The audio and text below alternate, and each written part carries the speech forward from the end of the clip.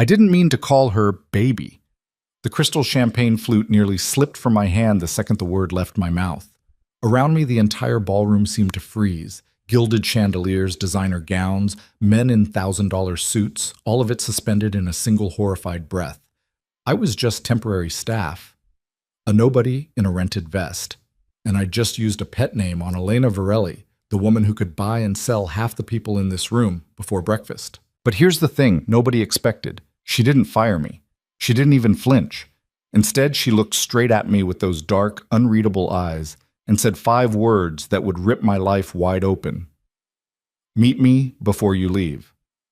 If you want to know how a single father working 3 jobs ends up tangled in the world of millionaires, stick around until the end. Hit that like button and drop a comment with your city so I can see how far this story travels. The mistake happened at 9:47 p.m. on a Thursday. I know because I checked my watch right after. The way you do when your brain's trying to find something solid to grab onto while everything else spins out of control. The Whitmore Hotel ballroom was packed with Seattle's elite, tech executives, real estate moguls, people whose net worth had more zeros than my daughter's math homework. I was there because Event Staff Pro had called me that morning, desperate to fill a last-minute opening. $50 an hour to carry trays and keep my mouth shut. I'd have done it for half that. My daughter Mia needed new shoes. The good kind. The ones that didn't fall apart after 2 months. That's the calculation you make when you're 32 and raising a 6-year-old alone.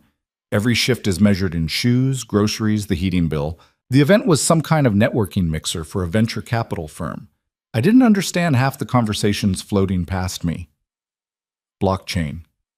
Series B funding. Disruptive market positioning. The words sounded expensive and empty at the same time, like designer packaging with nothing inside. I'd been carrying champagne for 3 hours when I saw her. Elena Varelli stood near the floor-to-ceiling windows overlooking Elliott Bay, backlit by the city lights. She wore a black dress that probably cost more than my truck, her dark hair pulled back in a way that looked effortless but definitely wasn't. Everything about her screamed control, the way she held her glass, the slight tilt of her head as she listened to the balding man talking at her, the small, polite smile that never quite reached her eyes. I'd been briefed about her. Everyone working the event had been. That's Elena Varelli, Marcus, the crew supervisor, had said during the setup. Self-made millionaire, started with nothing, built a consulting empire in 8 years. She's the keynote speaker tonight, so if she needs anything, you move fast and you don't screw it up. I'd nodded like I understood, but honestly, I didn't care about her origin story. Rich people love to pretend they'd clawed their way up from nothing, but nothing, for them, usually meant their parents only had one vacation home. Still, there was something different about the way she moved through that room. She didn't seek attention. She deflected it. When people approached her, she gave them exactly enough to feel acknowledged, then extracted herself with surgical precision. She looked tired in a way that had nothing to do with sleep. The balding man was still talking, his hand gestures getting bigger, his voice getting louder. I drifted closer with my tray, just in case she needed a refill as an excuse to escape. That's when it happened. She turned slightly, and her elbow caught the edge of her champagne glass. It tipped, spilling down the front of her dress in a thin golden stream. The balding man kept talking, oblivious. I moved without thinking, grabbed a napkin from my tray, stepped forward, reached out to blot the spill, and my mouth opened before my brain could stop it. Careful, baby. The words just came out. Soft, automatic, the way you'd talk to Mia when she knocked over her juice at breakfast. Not flirtatious, not presumptuous, just human. But the effect was immediate. Every conversation within 10 feet died. Heads turned. The balding man's mouth hung open mid-sentence. Elena's eyes locked onto mine, wide with something I couldn't read. Surprise, maybe, or the split second before anger arrives. I froze, napkin still extended like an idiot. My voice cracked. I'm sorry. I didn't mean... I was just... She blinked once. Twice. Then, impossibly, she took the napkin from my hand. Thank you, she said. Her voice was quieter than I expected. Controlled, but not cold. The moment stretched too long. I became aware of how close I was standing, how many people were watching, how thoroughly I'd just screwed up the easiest job in the world. Marcus was going to kill me. Event Staff Pro was going to blacklist me. I just lost $50 an hour because I couldn't keep my mouth shut around someone who could probably sue me for emotional distress. You're welcome, I managed, then backed away so fast I nearly collided with another server. I retreated to the service hallway, my heart hammering against my ribs. Set the tray down on a prep table and pressed my palms against my eyes. Stupid. So goddamn stupid. Mia's shoes floated through my mind, getting further out of reach with every second. Hey! Marcus appeared beside me, his face tight with barely controlled fury. What the hell was that? I screwed up. Yeah, you think? He kept his voice low, but the anger vibrated through every word. You don't touch the guest. You definitely don't talk to them like they're your girlfriend. Do you have any idea who that was? Elena Virelli. I know. Then you know she could have this entire event shut down with one phone call. She could get our company blacklisted from every venue in the city. Marcus ran a hand over his face. Pack up. You're done. I nodded. Didn't argue. There was nothing to say. I was halfway to the staff exit when I heard my name. Not my name. I was wearing a generic name tag that said staff, but someone was asking for me specifically. The server who'd been working the west side of the room jogged up, slightly out of breath. You Caleb Hayes? Yeah. Ms. Virelli wants to see you before you leave. The floor seemed to tilt. What? She asked for you by name, said to send you to the Cascade Room. It's the private lounge on the second floor. Marcus appeared behind me, his expression shifting from anger to confusion. She asked for him? By name, the server repeated. How does she even... I started, then remembered the sign-in sheet we'd all filled out that morning. She must have gotten the staff roster. Marcus grabbed my shoulder, his grip tight enough to hurt. I don't know what you did, but you fix it. You apologize, you grovel, you do whatever she wants. Got it? I nodded, my throat too dry to speak. The walk to the second floor felt like climbing toward a gallows. My mind spun through every possible scenario, each worse than the last. She was going to threaten legal action. She was going to demand I be fired, publicly, as an example. She was going to... The Cascade Room was smaller than I expected, decorated in shades of cream and gold, with a few leather chairs arranged around a gas fireplace. Empty except for Elena, who stood by the window with her back to the door. Ms. Virelli? My voice came out smaller than I intended. She turned. Up close, without the crowd and the noise, she looked different. Younger, somehow, despite the sharp angles of her face. There were fine lines at the corners of her eyes, the kind you get from squinting at screens or smiling less than you should. Caleb Hayes. She said it like she was testing the name. Single father, age 32, currently working 3 part-time jobs to make rent. She tilted her head slightly. Am I close? My stomach dropped. How do you... I make it my business to know who's in the room with me, especially when they call me baby in front of 100 witnesses. I'm sorry, I swear I didn't mean it like... It was just instinct. My daughter, she's 6, and I'm always... I stopped, realizing I was rambling. It won't happen again. No, Elena agreed. It won't. She crossed the room slowly, her heels clicking against the hardwood, stopped about 3 feet away, close enough that I could see the faint scar above her left eyebrow, the slight asymmetry in her face that somehow made her more striking. I'm not going to sue you if that's what you're worried about. Relief flooded through me, but it was quickly replaced by deeper confusion. Then why? Because you did something nobody else in that room would have done. She studied me with an intensity that made my skin prickle. You treated me like a person. I blinked. What? The man I was talking to? He'd been explaining cryptocurrency to me for 20 minutes, never asked if I was interested, never noticed he was boring me to tears, never even registered when I spilled champagne on myself. She smiled, but there was no warmth in it. You noticed, you helped. You used a term of endearment that was completely inappropriate and somehow exactly what I needed to hear. I'm not following. Elena walked to one of the leather chairs and sat down, gesturing for me to take the one across from her. I did, perching on the edge like I might need to run at any moment. I'm going to make you an offer, Caleb, and I need you to hear me out before you answer. Okay? I attend approximately 30 high-profile events per year. Galas, conferences, private dinners. These gatherings are crucial for my business, but they're also exhausting in ways most people don't understand. Everyone wants something. Everyone's performing. Everyone's trying to prove they belong. She leaned forward slightly, her dark eyes never leaving mine. I need someone who doesn't belong. Someone who isn't trying to climb any ladder or make any connections. Someone who can stand next to me at these events and be real. I don't understand what you're asking. I'm asking you to accompany me.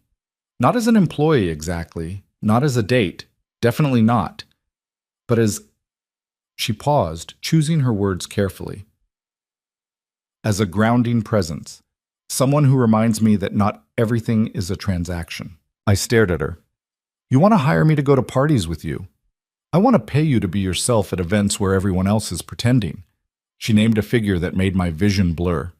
Per event, plus expenses, plus a clothing allowance, because you'll need to look the part. The number hung in the air between us. It was more than I made in 2 months.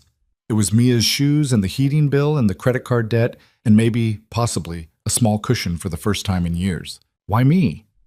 Because in a room full of people trying to impress me, you're the only one who acted like I might be human. That's rarer than you think. But I'm nobody. I don't know anything about your world. I'll screw up. I'll say the wrong thing. You already did, and somehow it was exactly right. She stood, smoothing her dress. Think about it. You don't have to answer now. Here's my card. Call me by Monday if you're interested. She held out a simple white business card. I took it, my fingers clumsy. One more thing, Elena said, pausing at the door. If you do this, there are rules. You don't talk to the press. You don't leverage this connection for personal gain. You don't gossip about what you see or hear, and you never, ever make me regret choosing you. And if I break those rules? Her smile was sharp as broken glass. Then you'll discover exactly how unpleasant I can be when someone wastes my time. She left without another word. I sat there for a long time, holding the card, my hand shaking slightly. The whole thing felt insane, dangerous, like the setup for a scam I wasn't smart enough to see coming, but that number kept echoing in my head. I made it home just after midnight. The apartment was dark except for the glow from the bathroom nightlight. Mrs. Chen, my neighbor who watched Mia when I worked nights, was asleep on the couch. I paid her what I could, which was never enough, and she never complained. I checked on Mia. She was sprawled across her bed, covers kicked off, one arm hanging over the edge. Her current favorite stuffed animal, a ratty elephant named Peanut, was clutched against her chest. I tucked the blanket around her, careful not to wake her, and pressed a kiss to her forehead. She smelled like the cheap strawberry shampoo I bought in bulk at Costco. In my own room, I sat on the edge of the bed and pulled out Elena's card. Heavy stock, embossed lettering. Just her name, a phone number, and an email address. Nothing else. I thought about the way she'd looked at me in that lounge.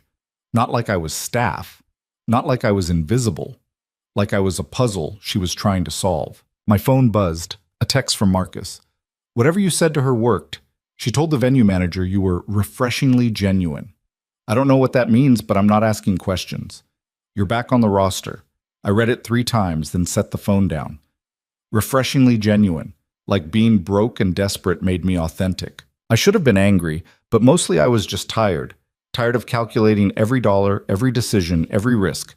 Tired of working myself into the ground and still coming up short. Tired of watching Mia grow up in an apartment with water stains on the ceiling and neighbors who screamed at each other through the walls. The number on that card could change things. Really change things. But nothing in life came free, especially not from people like Elena Varelli. I lay back on the bed, still fully dressed, and stared at the ceiling.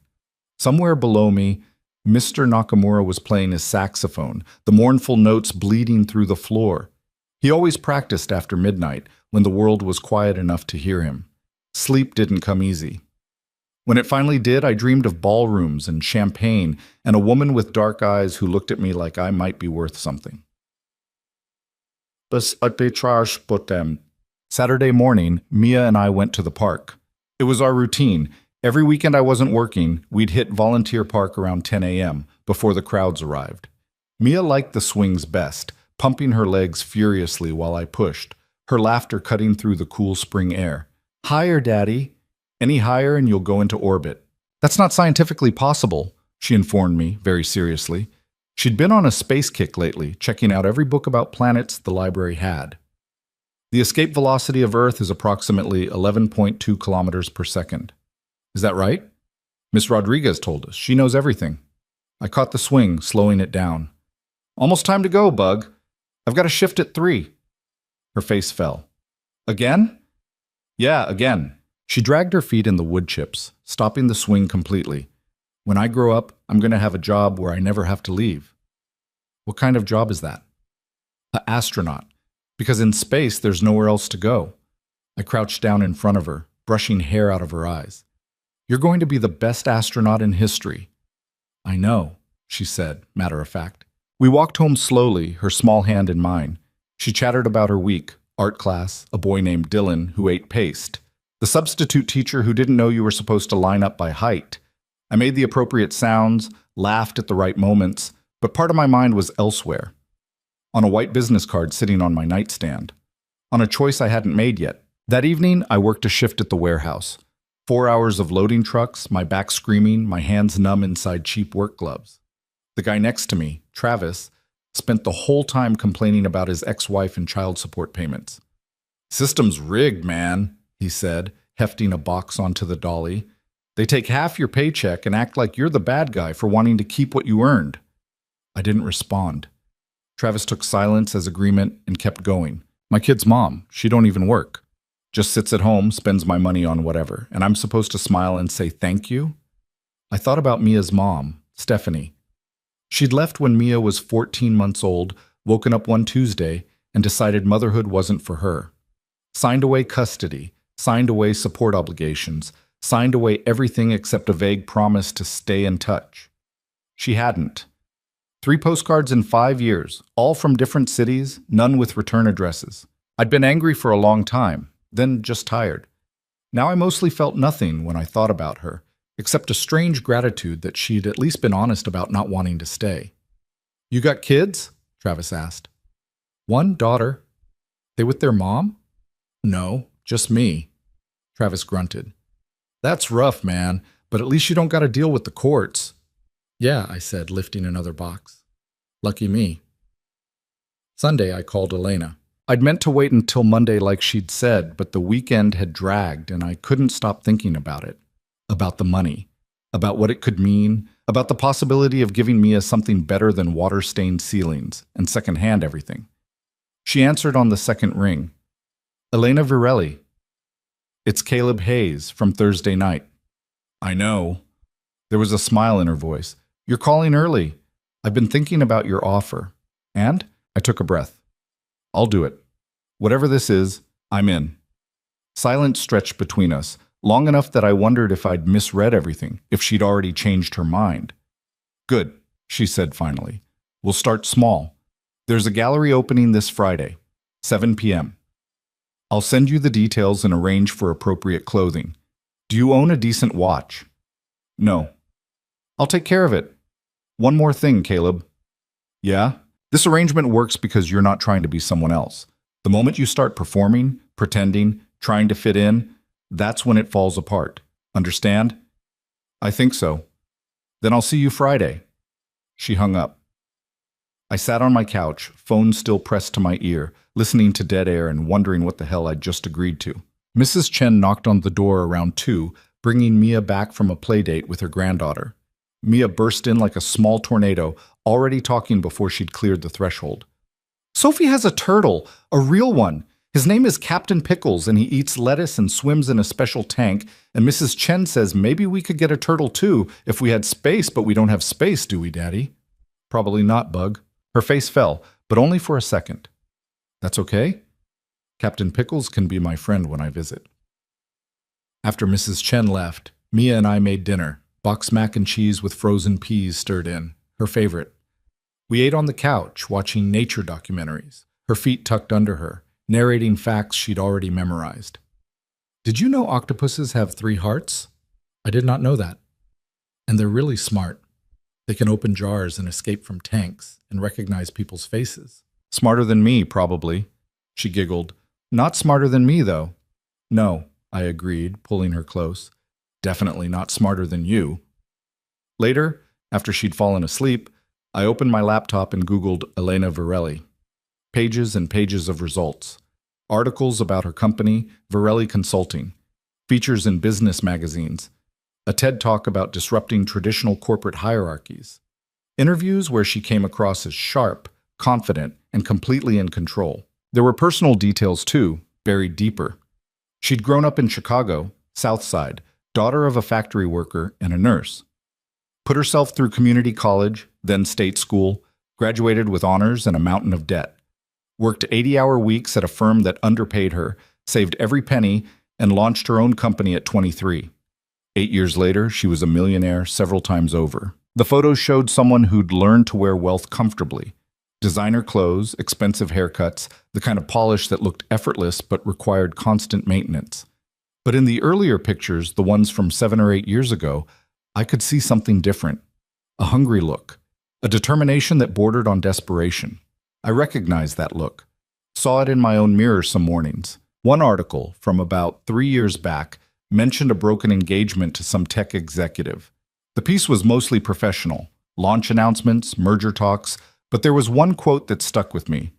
"I don't do anything halfway," Elena had said. "That includes knowing when to walk away." I closed the laptop and sat in the dark. This was a bad idea. A rich woman hiring a broke single dad to stand next to her at fancy parties, for reasons that didn't fully add up. It had red flags written all over it. But red flags didn't pay for Mia's shoes. Red flags didn't fix the transmission on my truck, or replace the broken window in the bedroom, or cover the security deposit on a better apartment in a safer neighborhood. I thought about my dad, who'd worked construction until his back gave out, who'd spent my entire childhood warning me that people with money would use you up and throw you away. He'd been bitter about it, but he'd also been right about a lot of things. "Don't trust anyone who says they want to help you," he used to say. "They want something, always." So what did Elena want? I didn't have an answer, but I knew what I wanted. A chance. Just one real chance to get ahead instead of constantly falling behind. Maybe that made me desperate. Maybe desperate was the only thing I had left to work with. Friday arrived faster than I expected. A package showed up Wednesday. 2 suits, tailored to measurements I didn't remember giving, along with shirts, ties, shoes, and a watch that probably cost more than my truck. Everything fit perfectly. I didn't want to think about how she'd known my sizes. The gallery was in a converted warehouse in Pioneer Square, all exposed brick and industrial lighting. I arrived 15 minutes early, feeling like a fraud in clothes that cost more than my rent. The doorman barely glanced at me before stepping aside. Inside, maybe 70 people mingled among abstract paintings that looked like expensive accidents. Waiters circulated with champagne and small plates of food I couldn't identify. Everyone looked comfortable, like they'd been born knowing how to hold a wine glass and make small talk about art they didn't understand. I spotted Elena near the back, talking to a thin man with wire-frame glasses. She wore deep green, her hair down this time, and when she saw me, something in her expression shifted. Softened, maybe, or relaxed. She excused herself and crossed to me. "You came. You paid for the clothes. Seemed rude not to." She smiled, a real one this time, not the polite mask from the hotel. "How do you feel?" "Like everyone can tell I don't belong here." Perfect. That's exactly the energy I need.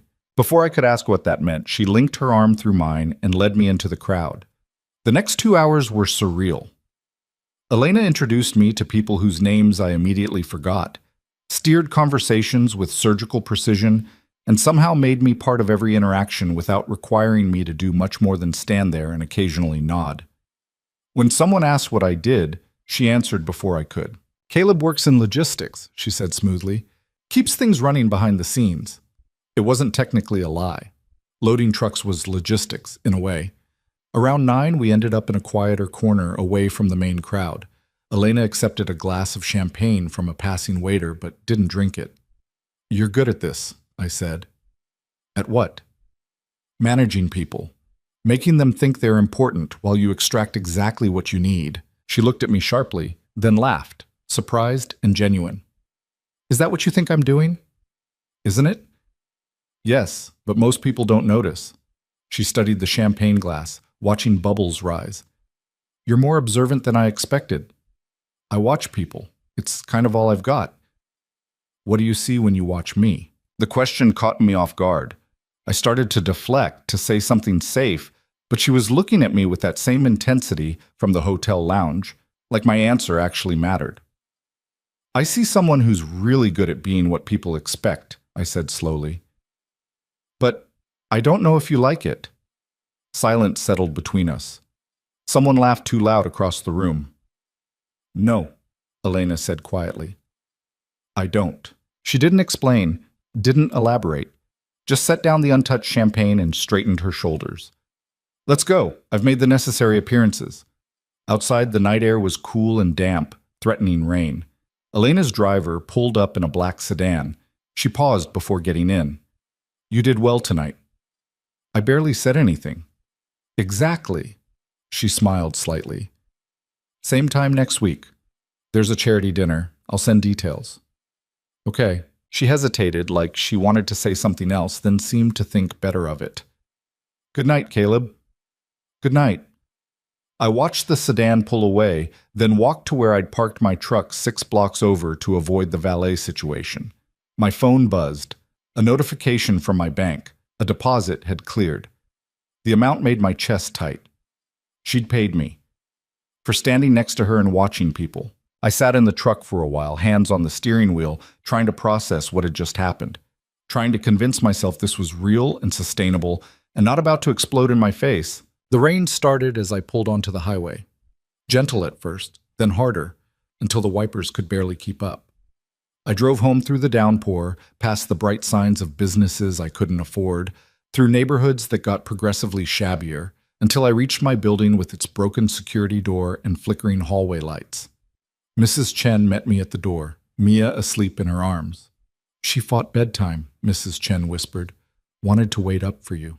I'm sorry I was late. It's okay. She's a good girl. I carried Mia to her room, tucked her in without waking her. Sat on the edge of her bed and watched her breathe, her face peaceful in sleep. Tomorrow she'd ask about my night, and I'd tell her some edited version of the truth. That I'd gone to an art show, that I'd met interesting people, that Daddy's new job was going okay. I wouldn't tell her about the deposit in my bank account, or the strange arrangement with a woman I barely knew, or the feeling that I'd stepped into a current I didn't fully understand. Not yet. For now, I just let her believe her dad was doing fine. Because maybe, for the first time in a long while, that was starting to be true. The second event came 6 days later. Caleb spent those 6 days trying to convince himself this was temporary.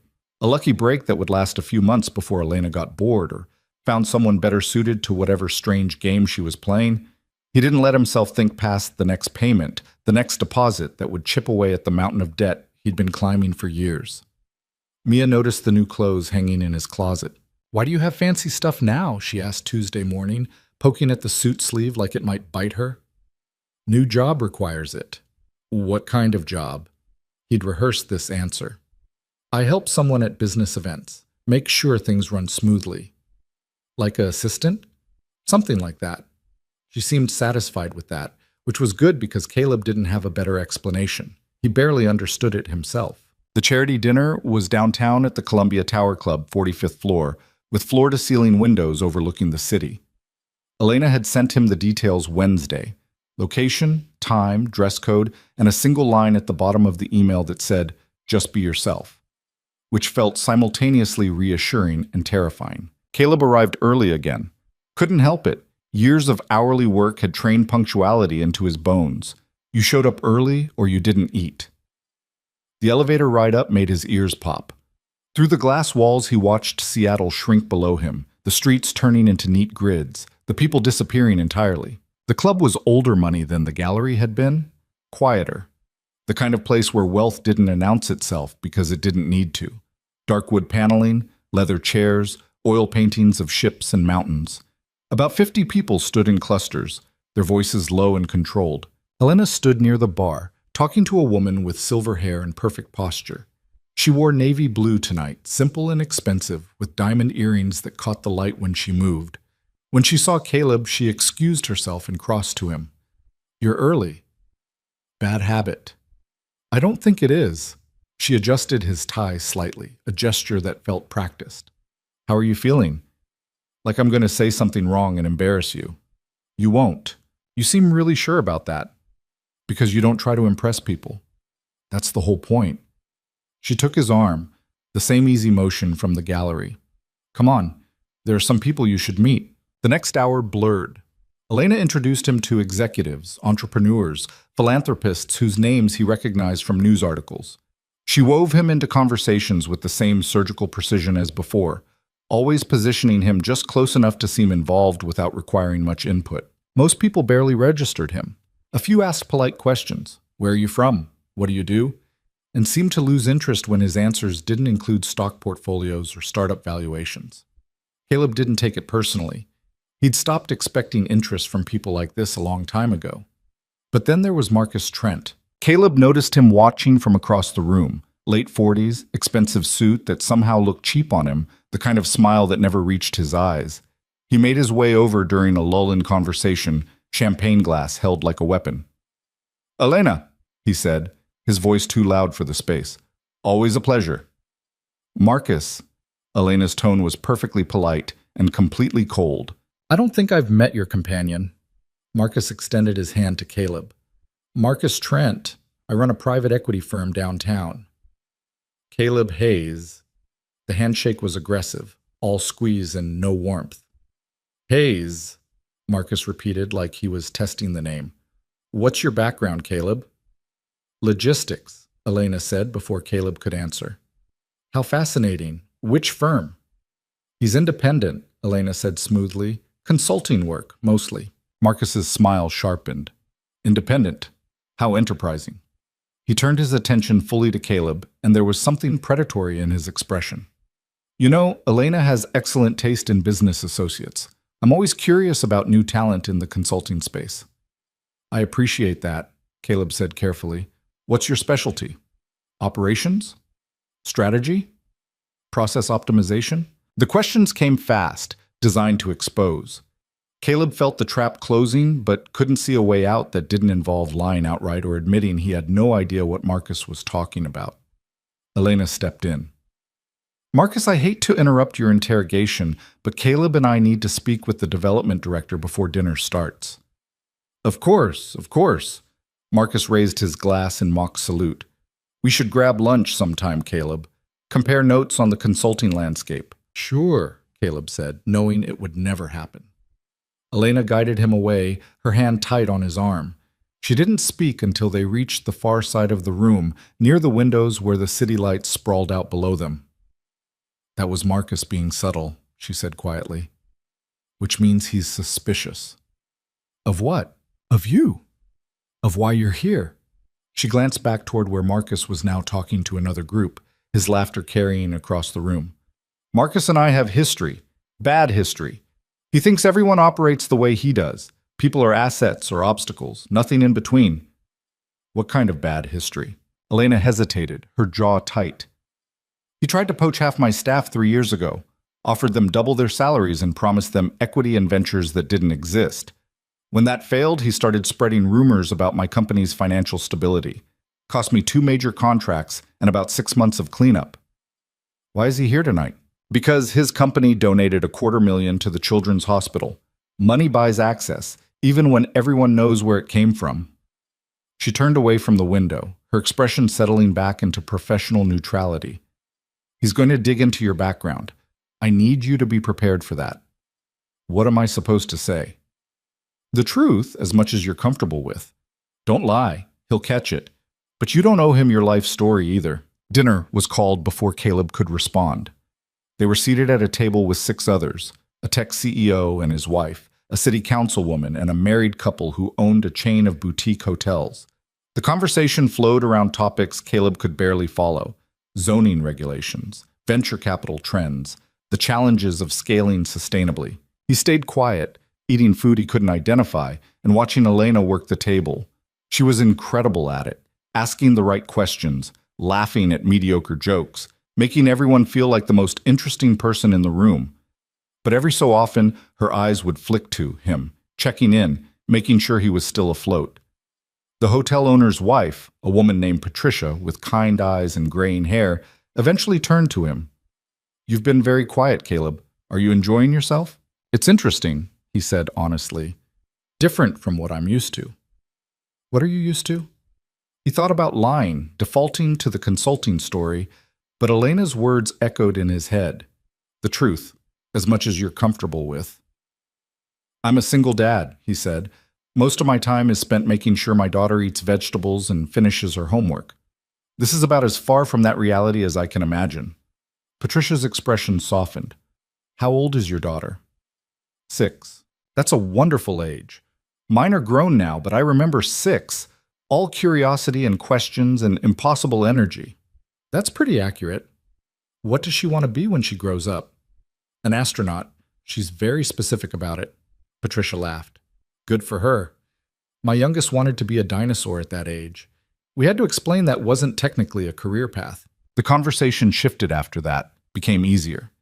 Patricia asked about Mia's interests, shared stories about her own kids, and somehow made Caleb feel less like an imposter and more like someone who'd simply wandered into an unusual situation. When dinner ended and people started filtering toward the bar or gathering in small groups, Patricia touched his arm gently. You're good for her, you know. Caleb blinked. Sorry? She nodded toward Elena, who was talking to the councilwoman near the windows. Elena, I've known her for about 5 years since she started making waves in the business community.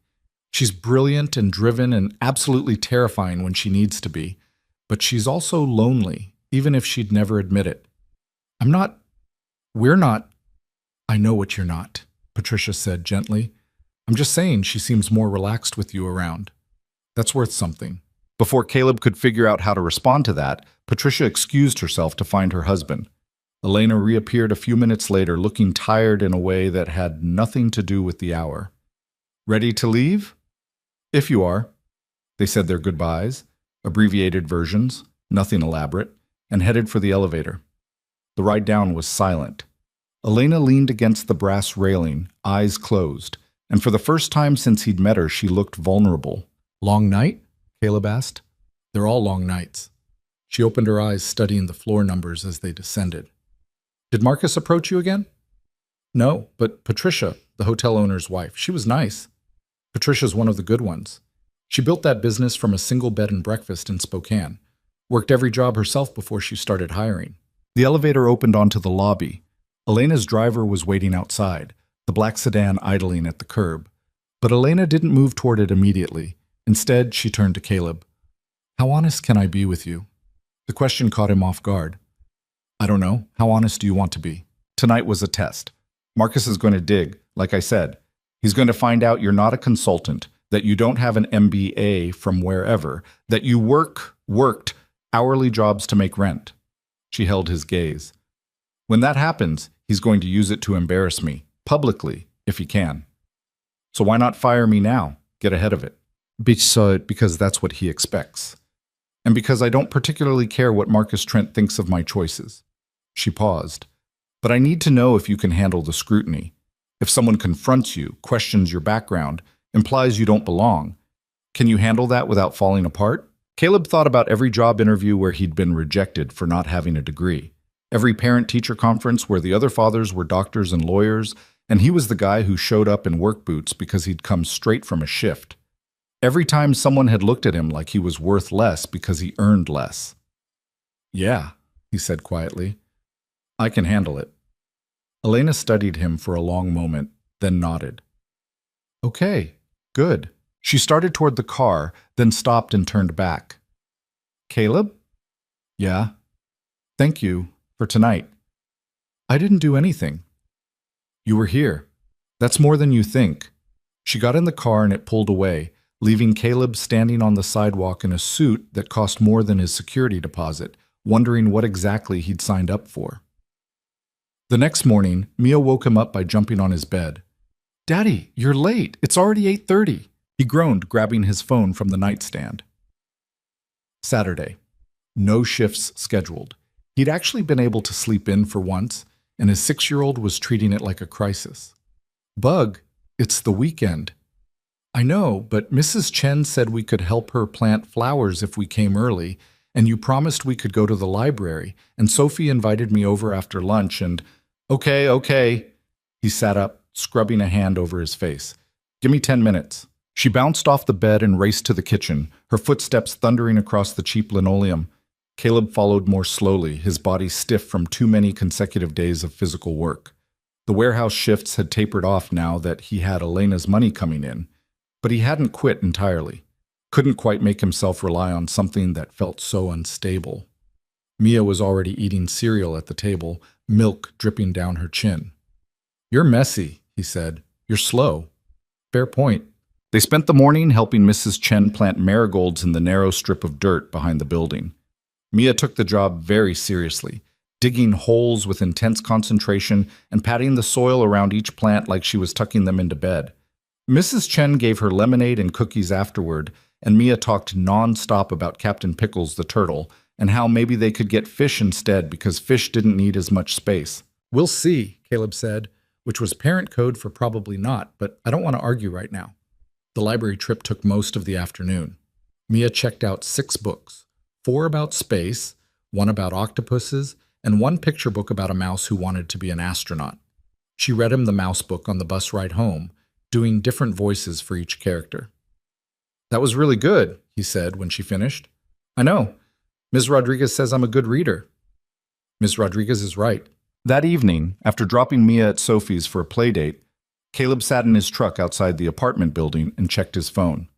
3 missed calls from a number he didn't recognize. No voicemail.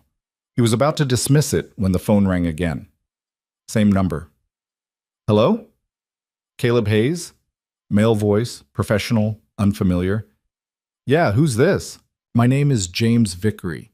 I'm a reporter with the Seattle Tribune. I'm working on a story about Elena Varelli, and I was hoping I could ask you a few questions." Caleb's stomach dropped. "How did you get this number?" "Public records. You're listed as an independent contractor for her company. I'm just trying to verify some basic information. How long you've been working together, what your role entails, that sort of thing." "No comment." "Mr. Hayes, I'm not trying to cause problems. I'm just doing my job. If you could spare a few minutes—" "I said no comment." Caleb hung up. His hands were shaking. This was Marcus. Had to be. Less than 24 hours and the vultures were already circling. He called Elena. She answered on the first ring. "What's wrong?" "How did you, you never call me." "Something's wrong. A reporter just contacted me, James Vickery, Seattle Tribune, asking about our working relationship." Silence on the other end, then a long exhale. "Did you say anything?" "No," hung up on him. "Good. Don't answer if he calls back. Don't engage with any media, period. I'll handle this." "Elena, I'm sorry. This isn't your fault. It's Marcus being predictable." Her voice was tight with controlled anger. "I'll make some calls. This goes away before it becomes a problem. And if it doesn't?" Another pause. "Then we deal with it. Together." She hung up. Caleb sat in the truck, engine off, watching the sun drop behind the buildings across the street. The thing about climbing was that you could always fall. He'd known that. Had told himself he was prepared for it. But knowing it and experiencing it were different things entirely. Monday morning, Caleb's phone buzzed with a text from Elena. "Lunch? 12:30. I'm sending a car." The car showed up at noon, a different sedan than her usual one, with a driver who didn't speak beyond confirming Caleb's name. They drove to a restaurant in Madison Park, the kind of place with white tablecloths and prices that weren't listed on the menu. Elena was already seated at a corner table, away from the windows. She'd pulled her hair back and wore minimal makeup, like she'd come straight from a gym or hadn't slept. When Caleb sat down, she slid a folder across the table. "The Tribune killed the story." "How?" "I called the editor-in-chief. Reminded him his paper had covered our hospital donation last year very favorably, and it would be unfortunate if future philanthropic efforts went unrecognized due to sloppy reporting from overeager staff." Caleb stared at her. "You threatened them." "I made a business observation." "That's the same thing." "Yes." She opened her menu without looking at it. "But it worked. Vickery's been reassigned to city council coverage." "What about Marcus?" "Marcus is persistent but not stupid. He knows I know it was him. That limits his next moves." She finally looked up, her dark eyes tired. "But this is going to keep happening, Caleb. People are going to ask questions. They're going to want to know who you are and why you're with me." "What do you want me to say?" "Whatever you're comfortable with. But understand that silence is also an answer, one that makes people more curious, not less. The waiter appeared, took their orders. Elena ordered for both of them without asking, and Caleb didn't object. When the waiter left, she leaned forward slightly. I need to ask you something, and I need you to be completely honest. Okay. Are you having second thoughts about this arrangement? Caleb considered lying, giving her the easy answer, but her earlier words echoed back. The truth as much as you're comfortable with. Sometimes, he admitted. When things like this happen, yeah. I think about how much simpler my life was when I was invisible. But invisible didn't pay Mia's dentist bills. Invisible didn't mean I could take a weekend off without calculating whether we'd make rent. So yeah, I have second thoughts, but I also have reasons to stay. Elena nodded slowly. That's fair. Their food arrived, something with salmon and asparagus that tasted expensive. They ate in silence for a while, the restaurant's ambient noise filling the space between them. Can I ask you something? Caleb said eventually. Go ahead. Why do you actually do this? The events? The networking? All of it. You've already made it. You don't need more money or more success. So what's the point? Elena set down her fork, her expression unreadable. That's a complicated question. I've got time. She smiled slightly. When I started my company, I was hungry. Not metaphorically, actually hungry sometimes, because I was putting every dollar back into the business. I worked out of a studio apartment with furniture from Goodwill and ate ramen for dinner more often than I'd like to admit. Sounds familiar. I told myself that once I made it, once I had enough money to be comfortable, I'd stop. I'd step back, enjoy what I'd built. She picked up her water glass, turned it slowly in her hands. But it doesn't work that way. Success creates its own obligations. People expect things from you. Your company grows and suddenly you're responsible for 40 employees and their families. You get invited to serve on boards, speak at conferences, donate to causes. And if you stop, even for a moment, someone else fills that space. So you're trapped. I'm committed. There's a difference. Is there? She looked at him sharply, then her expression softened. I don't know anymore. The honesty in those 5 words hit harder than Caleb expected. Here was this woman who commanded rooms full of powerful people, who'd built an empire through sheer will, admitting she'd lost sight of why she was doing any of it. For what it's worth, Caleb said, you don't seem happy. Happiness is a luxury. That's bullshit. Elena's eyebrows rose. Excuse me? It's bullshit, he repeated, more gently this time. Happiness isn't something you earn after checking enough boxes. It's not a reward for success. It's just moments. Small ones, usually. My daughter laughing at a dumb joke. Mrs. Chen's lemonade on a hot day.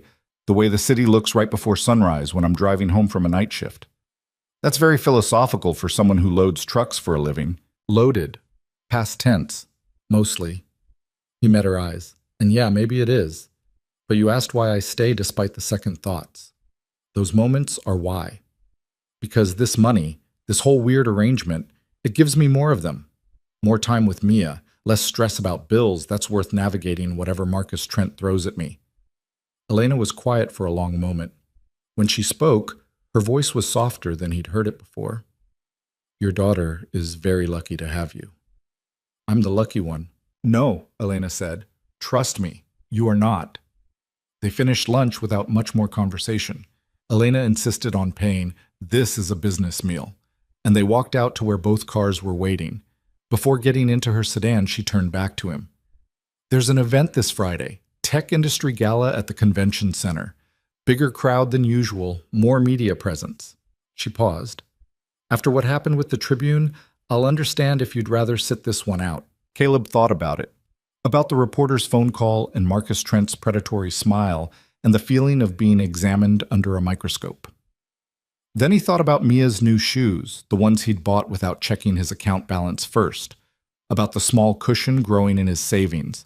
About the possibility of moving somewhere better, somewhere with heat that worked and neighbors who didn't scream through walls. What time should I be there? Elena smiled, genuine relief crossing her features. 7. I'll send the details. Okay. She hesitated like she wanted to say more, then seemed to think better of it. See you Friday, Caleb. See you Friday. He watched her car pull away, then got into his own ride back to the apartment. The driver took a different route this time, cutting through downtown, past the buildings where people like Elena worked. Caleb looked up at the glass towers and wondered what it felt like to own that kind of space, to command that kind of power. Then he thought about going home to Mia, who didn't care about power or money or status, who just wanted him to read her the Mouse Astronaut book again and help her build a blanket fort in the living room. Maybe Elena was right. Maybe happiness was a luxury, but if that was true, Caleb was richer than he'd thought. Wednesday evening, Mia's teacher called. Mr. Hayes, I wanted to touch base about Mia's homework situation. Caleb's stomach tightened. Is there a problem? Not exactly, but she's been turning in assignments late recently. Nothing dramatic, just a day or two behind. I wanted to check if everything's okay at home. Yeah, everything's fine. I've been working some evening shifts. I might not be checking her backpack as consistently as I should. That's understandable. I just wanted to make sure there wasn't anything else going on. Ms. Rodriguez's voice was kind but firm. Mia's a bright kid. I'd hate to see her fall behind because of something we could easily address. I'll stay on top of it. Thank you for letting me know. After he hung up, Caleb sat at the kitchen table and pulled out Mia's backpack. Sure enough, there were 3 worksheets she hadn't finished, plus a reading log that was 2 weeks behind. He heard her in her room, singing off-key to herself while she played. The guilt settled heavy in his chest. He'd been so focused on the money, on securing their future, that he'd let the present slip. Mia, he called. Come here, please. She appeared in the doorway, Peanut the elephant tucked under one arm. Am I in trouble? No, but we need to talk about homework. Her face fell. I forgot. That's the problem. We can't forget. School matters. But you're always working now. The words hit like a punch. I know, and I'm sorry about that, but that doesn't mean you stop doing your work. We're going to set up a new system, okay? Every day when you get home, first thing we do is check your backpack together. No TV, no playing until homework's done. That's not fair. Maybe not, but it's necessary. She crossed her arms, her expression mutinous. For a second, she looked exactly like her mother. Same stubborn set to her jaw, same refusal to back down. Then her face crumpled. I miss you, she said quietly. You're always gone now. Caleb pulled her into a hug, and she buried her face against his shoulder. I know, Bug. I'm trying to make things better for us. Things were already good. Were they? When we couldn't afford to fix the heater last winter? When you needed new shoes and I had to wait until payday? I don't care about shoes. You will when yours have holes in them. She pulled back, looking up at him with eyes too serious for 6 years old. Promise you're not going away like Mom did. The question gutted him. I promise I'm not going anywhere. You promise? I promise. She seemed satisfied with that. They spent the next hour working through her overdue assignments, Mia's pencil scratching across the paper while Caleb made dinner. By the time they finished, it was past her bedtime, but he let her stay up an extra half hour to read together. After she fell asleep, he sat in the living room with his laptop and stared at the email from Elena about Friday's event. Black tie. 500 guests. Major donors from every tech company in the region. The biggest stage yet. And Caleb still wasn't entirely sure what role he was supposed to be playing. Friday arrived with rain that wouldn't quit. Caleb stood in front of his bathroom mirror, struggling with the bow tie that had come with the tuxedo. His fingers kept fumbling the fabric, creating lopsided knots that looked worse each time he tried to fix them. Behind him, Mia sat on the toilet lid, swinging her legs and watching with the critical eye of someone who definitely knew he was failing. You're doing it wrong, she announced. Thanks for the observation. Mrs. Chen could probably help. She knows how to tie everything. Mrs. Chen is 73 years old. I'm not asking her to come fix my tie. Why not? You ask her to watch me all the time. Caleb gave up on the tie and turned around. That's different. How? Because watching you is important. This is just a piece of fabric. Mia tilted her head, considering. If it's just fabric, why are you so worried about it? 6 years old and she already argued like a lawyer. He had no idea where she got that from. Stephanie had been many things, but analytical wasn't one of them. Because sometimes things that don't matter still matter, he said, which made no sense even as the words left his mouth. Mia giggled. That's silly. Yeah, well, you're silly. He ended up watching a YouTube tutorial on his phone while Mia provided commentary. It took 4 more attempts before he got something that resembled the video. Close enough, anyway. The tux fit better than the suits had. Elena's assistant had apparently been taking notes about his measurements because everything was perfect. Tailored, expensive, the kind of clothing that made him look like someone he wasn't, or maybe someone he was becoming. He couldn't tell anymore. Mrs. Chen arrived at 6 to watch Mia. She took one look at Caleb and clapped her hands together. So handsome, like movie star.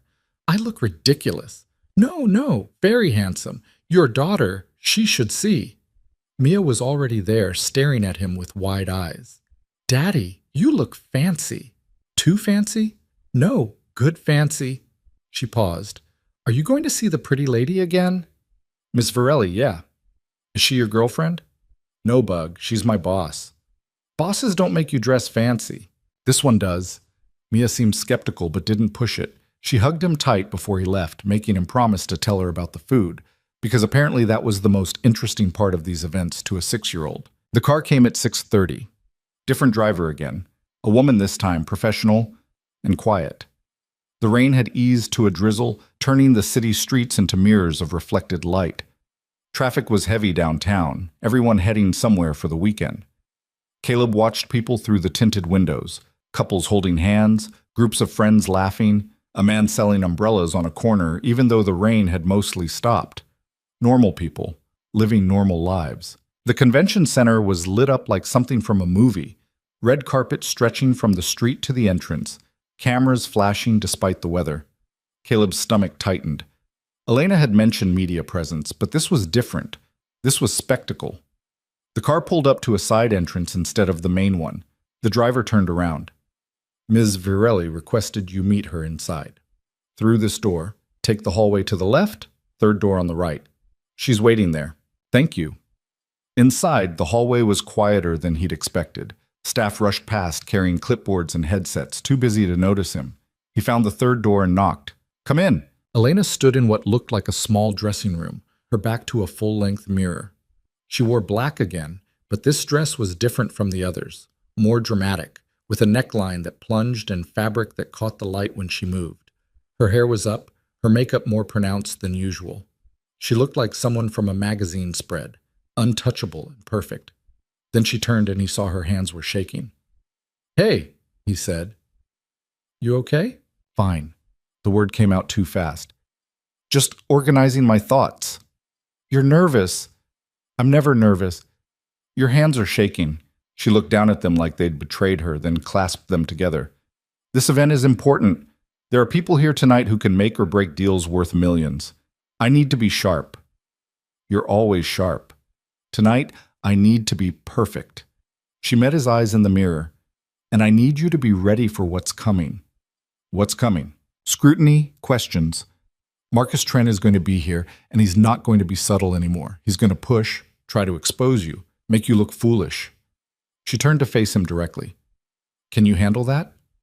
Caleb thought about every time someone had looked down on him for not having a degree, for working with his hands, for being young and broke with a kid to raise. The anger that came with those moments had long since burned down to something quieter, but no less solid. I've been looked down on my entire life, he said. One more rich asshole isn't going to break me. Something in Elena's expression shifted. Relief, maybe, or respect. Good. Because tonight he's going to try. They walked to the main ballroom together. The space was enormous, bigger than any venue Caleb had seen yet. Round tables filled the floor, each one decorated with elaborate centerpieces that probably cost more than his monthly rent. A stage dominated the far wall, screens on either side showing a rotating loop of sponsor logos. At least 500 people filled the room, their voices creating a low roar of conversation and laughter. Elena's hand found his arm, the gesture familiar now. Stay close. Don't let anyone separate us. Why would they? Because that's how it works. They isolate, then attack. She guided him through the crowd with practiced efficiency. People called out greetings, tried to catch her attention, but she kept moving, acknowledging them with small nods or brief words without stopping. They made it to their table near the front. 8 seats, 5 already occupied. Caleb recognized Patricia, the hotel owner's wife from the charity dinner. She smiled warmly when she saw him. Caleb, Wonderful to see you again. You too. The others at the table introduced themselves, names and titles that immediately slipped from Caleb's memory. A pharmaceutical executive, a woman who ran a venture capital firm, a married couple involved in commercial real estate. They were polite enough, shaking his hand, but their eyes slid past him quickly, dismissing him as unimportant. Elena sat between Caleb and the pharmaceutical executive, and immediately the conversation shifted to business. Clinical trials, FDA approvals, market projections. Caleb stopped trying to follow after the first 5 minutes. Dinner was served in courses, each one more elaborate than the last. Caleb ate because food was food, but he couldn't identify half of what was on his plate. Some kind of fish with foam. Vegetables he'd never seen before. A dessert that looked like art and tasted like air. Patricia leaned over during the third course. Not what you're used to, I imagine. Is it that obvious? Only to someone paying attention. She smiled. Don't worry. Half the people here are pretending to know what they're eating too. That's oddly comforting. That's the secret of events like this. Everyone's performing. The only difference is some people are better actors than others. After dinner, speeches started. The CEO of the hosting company thanked everyone for coming, talked about innovation and disruption and the future of technology. Other speakers followed, a mayor, a state representative, someone from a foundation Caleb had never heard of. The words blurred together, important sounding, but ultimately empty. Then Elena's name was called. She stood smoothly, squeezed Caleb's hand once under the table where no one could see, and walked to the stage. The room quieted. When she reached the microphone, she paused, looking out over the crowd with that same controlled intensity he'd seen in every interaction. Thank you for having me tonight, she began. Her voice carried easily, confident, and clear. I'm going to keep this brief because I know you're all eager to get to the bar. Polite laughter rippled through the room. 8 years ago, I started Virelli Consulting in a studio apartment with furniture from Goodwill and a business plan written on the back of takeout napkins. I had no connections, no family money, and no safety net. What I did have was a belief that the way we approach business strategy was fundamentally broken. She talked about building her company, about the failures and the small victories, about learning to trust her instincts even when everyone told her she was wrong. Caleb had heard parts of this story before, but hearing her tell it to a room full of powerful people was different. There was vulnerability in it, carefully measured but real. The thing about building something from nothing, Elena said, is that you never forget what nothing feels like.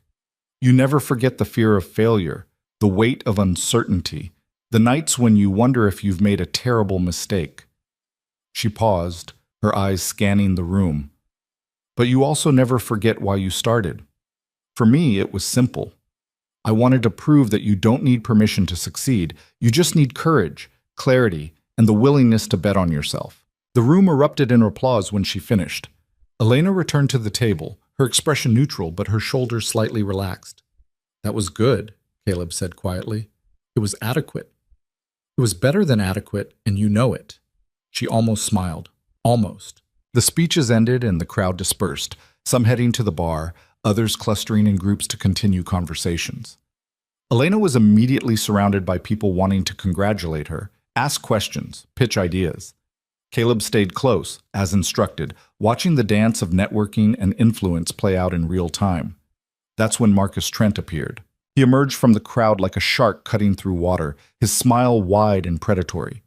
Tonight he wore a tuxedo that was just slightly too shiny, too expensive in a way that broadcast rather than whispered. Elena, magnificent speech, truly inspiring. Marcus, Elena's voice could have frozen water. I don't believe I've had the pleasure of a proper introduction to your companion. He turned to Caleb, extending his hand. Marcus Trent. I don't think we've been formally introduced beyond our brief chat at the hospital event. Caleb shook his hand, keeping his grip firm but not aggressive. Caleb Hayes. Of course, the logistics consultant. Marcus's smile sharpened. You know, I've been asking around about you. Funny thing, nobody seems to know which firm you work for. I'm independent. So I've heard. What's your specialty exactly? Supply chain, distribution networks? Elena stepped in. Marcus, this isn't the time. I'm just curious. You understand curiosity, Elena. You built a career on it. He kept his attention fixed on Caleb. It's fascinating, really. Here you are at one of the biggest events of the year, accompanying one of the most successful consultants in the region, and yet nobody's heard of you. It's almost like you appeared out of nowhere. Maybe I'm just not very memorable, Caleb said evenly. Oh, I doubt that. In fact, I'd say you're extremely memorable. Single father, 3 part-time jobs, living in an apartment in North Seattle that rents for about $1,200 a month. Am I close? The words landed like punches. Around them, conversations had started to quiet, people sensing drama.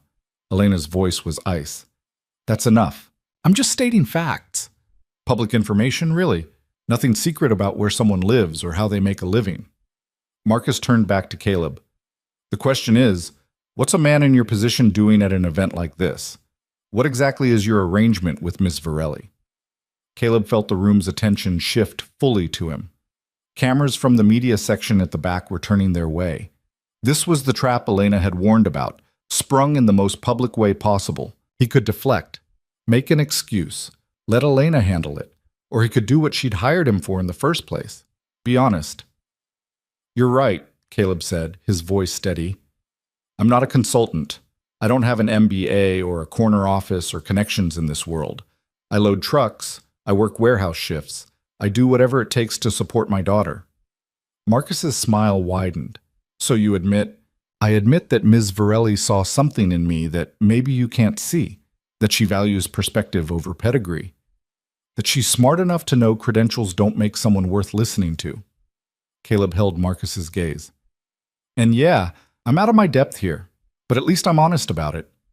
How many people in this room can say the same? The silence that followed was absolute. Marcus's smile had frozen, uncertainty flickering in his eyes. He'd expected Caleb to crumble, to get defensive or embarrassed. Instead, Caleb had flipped the script, made honesty a weapon instead of a weakness. Elena's hand found Caleb's elbow, her touch light but grounding. If you'll excuse us, Marcus, we have other people to speak with. She guided Caleb away before Marcus could respond. They didn't stop until they reached the far side of the room, near the windows overlooking the city. That was either incredibly stupid or incredibly brave, Elena said quietly. I haven't decided which. Probably both. He's going to use that, twist it, weaponize it, turn it into something ugly. Let him. I told the truth. That's all I've got. Elena studied him for a long moment, her dark eyes unreadable. Then she did something unexpected. She laughed. Not the polite professional laugh she used in crowds, but something genuine and unguarded. What? Caleb asked.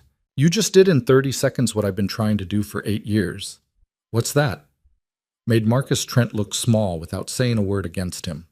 Before Caleb could respond, Patricia appeared beside them, her expression delighted. That was magnificent, she said. The look on Marcus's face, I wish I'd taken a picture. He's not going to let this go, Elena said. Of course not. Men like Marcus never do. But you made your point, and you made it publicly. Patricia turned to Caleb. You have more courage than most people in this room, myself included. I don't know about that. I do. Trust me on this one. The rest of the evening passed in a blur. People approached Caleb now, curious rather than dismissive. Some asked genuine questions about his work, his life, his daughter. Others were clearly just fishing for gossip, trying to understand the dynamic between him and Elena. He answered honestly when he could, and deflected when he couldn't, following Elena's lead through the social minefield. By 10:30, the crowd had started to thin. Elena made their excuses, thanking the hosts, and they headed for the exit. Outside, the rain had stopped completely, leaving the streets slick and glistening under streetlights. The car was waiting. They got in, and the driver pulled away from the curb smoothly. For several minutes, neither of them spoke. Elena stared out the window, her expression distant. Are you angry? Caleb finally asked. No. You seem angry. I'm thinking. About? She turned to look at him. About the fact that you just did something I would never have had the courage to do. You stood in front of 500 people and admitted vulnerability. Do you understand how rare that is in this world? It didn't feel brave, it felt necessary. That's what makes it brave. The car navigated through downtown traffic, past bars and restaurants still full of Friday night crowds. Elena's phone buzzed repeatedly. Messages, probably, reactions to what had happened. She ignored them all. Marcus is going to escalate, she said. Tonight was just the opening move. What's the next move? I don't know, but it won't be subtle. She turned back to the window. I'm sorry you got dragged into this. I'm not. She looked at him sharply. Why not? Because for the first time in a long time, I feel like I'm doing something that matters. Maybe not in the grand scheme of things, but to you, and that's enough. Elena didn't respond, but something in her expression softened. They rode the rest of the way in comfortable silence. The car dropped Caleb at his building just before 11. He climbed the stairs to his apartment, exhausted in a way that had nothing to do with physical labor. Inside, Mrs. Chen was asleep on the couch again, the TV playing some late-night show on mute.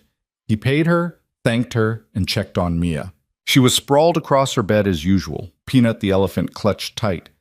He stood in the doorway watching her breathe, her face peaceful in sleep, completely unaware of the chaos her father was navigating. In his room, Caleb took off the tuxedo carefully, hanging it up exactly as he'd found it.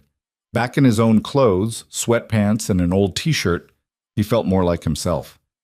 He sat on the edge of his bed and pulled out his phone. 3 missed calls from the same Seattle Tribune number. James Vickery, probably, following up on the scene at the gala. Caleb deleted the notifications without listening to the voicemails. There was a text from Elena, sent 20 minutes ago. Thank you for tonight. You were exactly what I needed. He read it twice, then typed back. Anytime. 3 dots appeared, disappeared, appeared again. Finally. Get some rest. We'll talk tomorrow. Caleb set the phone down and lay back on the bed. His body ached from tension he'd been holding all night. But underneath the exhaustion was something else. Something he hadn't felt in years. Pride, maybe. Or purpose. The feeling that he'd stood up for something and it had mattered. Sleep came easier than expected, dreamless and deep. Saturday morning, Mia woke him up early again, but this time he didn't mind. They made pancakes together, her standing on a chair to help stir the batter, getting flour everywhere and not caring. While they ate, she told him about her playdate with Sophie, about Captain Pickles the turtle, about the new book Miss Rodriguez was reading in class. Did you have fun at your fancy party? She asked between bites. It was interesting. Did you eat good food? I ate weird food. Weird how? Like food that looked like art. There was foam on top of fish. Mia made a face. That sounds gross.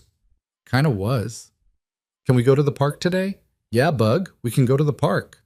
They spent the afternoon at Volunteer Park again, Mia on the swings while Caleb pushed. The weather had cleared, leaving behind perfect spring sunshine and a breeze that smelled like rain and fresh-cut grass. Other families were there, couples with strollers, older kids playing soccer, a birthday party clustered around the picnic tables. Caleb watched them all, wondering about their lives. Whether they had enough money, whether they worried about rent and bills and the future, whether they felt like they were doing enough for their kids. Probably. Everyone worried. That was the human condition, constant anxiety that you weren't measuring up, that you should be doing more, better, different. Daddy, look! Mia had started pumping her legs herself, gaining height without his help. I'm doing it! I see you, Bug. You're doing great. She grinned, her hair flying behind her, completely present in the moment. No worries about money or social status, or whether she belonged. Just joy, pure and uncomplicated. Caleb wanted that for her. Wanted her to keep that innocence as long as possible. That's what all of this was for. The arrangement with Elena, the uncomfortable events, the scrutiny and judgment.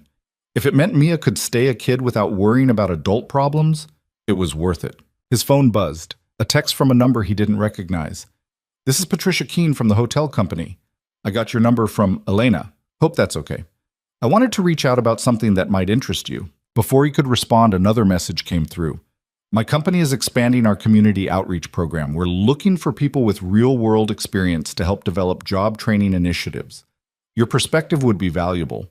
Interested in grabbing coffee to discuss? Caleb stared at the messages, reading them 3 times to make sure he understood correctly. Patricia Keene, who owned a chain of boutique hotels, was asking him, a guy who loaded trucks and worked warehouse shifts, to consult on a program because of what he'd said last night. Because he'd been honest about his background instead of hiding it. He typed back, "Coffee sounds good." When works for you. The response came quickly. Tuesday afternoon, there's a place in Fremont, Milstead in Cumbria, 2 p.m. I'll be there. He pocketed his phone and looked back at Mia, still swinging, still smiling. Maybe this whole thing was going to work out after all. Maybe honesty wasn't just the right thing. Maybe it was the smart thing, too. Sunday passed quietly. Caleb caught up on laundry, helped Mia with homework they'd been neglecting, and made a proper dinner for once, spaghetti with sauce from a jar. But it was hot, and there was garlic bread, and that felt like success. Elena called that evening after Mia had gone to bed. Have you seen the news? No, should I have? Marcus gave an interview to a tech blog. About you. About us. Caleb's stomach sank. What did he say? That I'm exploiting you. That the arrangement is inappropriate and reflects poorly on my judgment. That someone in your position can't possibly consent to this kind of relationship because of the power imbalance. He's twisting everything. Of course he is. That's what he does. Elena's voice was tight with controlled anger. But he's also not entirely wrong. What? There is a power imbalance, Caleb. I have money and connections and influence. You have a 6-year-old daughter and bills you can barely pay. I should have thought more carefully about what I was asking you to do. You gave me a choice. Did I? Or did I give you an offer you couldn't refuse because you were desperate? Caleb sat down on his couch, the phone pressed against his ear. Outside, he could hear Mr. Nakamura playing his saxophone, the mournful notes bleeding through the floor. What are you saying? He asked quietly. I'm saying maybe Marcus is right. Maybe this was a mistake. Is that what you think? Silence stretched between them. When Elena finally spoke, her voice was smaller than he'd ever heard it. I don't know what I think anymore. I just know that I don't want to hurt you, and I'm afraid that's exactly what I'm doing. You're not hurting me. You gave me an opportunity. An opportunity that's now making you a target, that's putting your name in blogs and making you defend yourself to strangers. Is that really better than where you were before? Caleb thought about the past few weeks, the money that had started accumulating in his account, the new shoes for Mia, the possibility of moving somewhere better, the coffee meeting with Patricia that might lead to something more. Then he thought about the reporter calls, Marcus Trent's predatory smile, the feeling of being examined and judged by people who'd decided his worth based on his bank balance. Yeah, he said finally. It is better because at least now I have options. Before, I just had survival. That's not enough reason to stay. It's my reason, and it's enough for me. Another long pause. He could hear her breathing, could picture her in whatever expensive apartment she lived in, probably staring out at the city lights, trying to solve this like it was a business problem with a clear answer. I need to think about this, Elena said. About whether we continue or if I should end the arrangement before things get worse. That's your call. Caleb, no, I mean it. This is your world, your reputation, your decision. I'm just along for the ride. If you want out, I understand. You'd be okay with that, would he? Caleb looked around his apartment. The water-stained ceiling, the cheap furniture, the reality he'd been trying to climb out of. Going back to that felt like failure, but staying in something that made Elena uncomfortable felt worse. I'd survive, he said. I always do. Elena was quiet for so long he thought she'd hung up. Then, let me think about it. I'll call you in a few days. Okay? And Caleb, whatever I decide, this wasn't a mistake. You weren't a mistake. The line went dead. Caleb sat there holding the phone, staring at nothing. Mr. Nakamura's saxophone had stopped, leaving behind only silence and the distant sound of traffic. He thought about texting Elena back, saying something to convince her to keep going.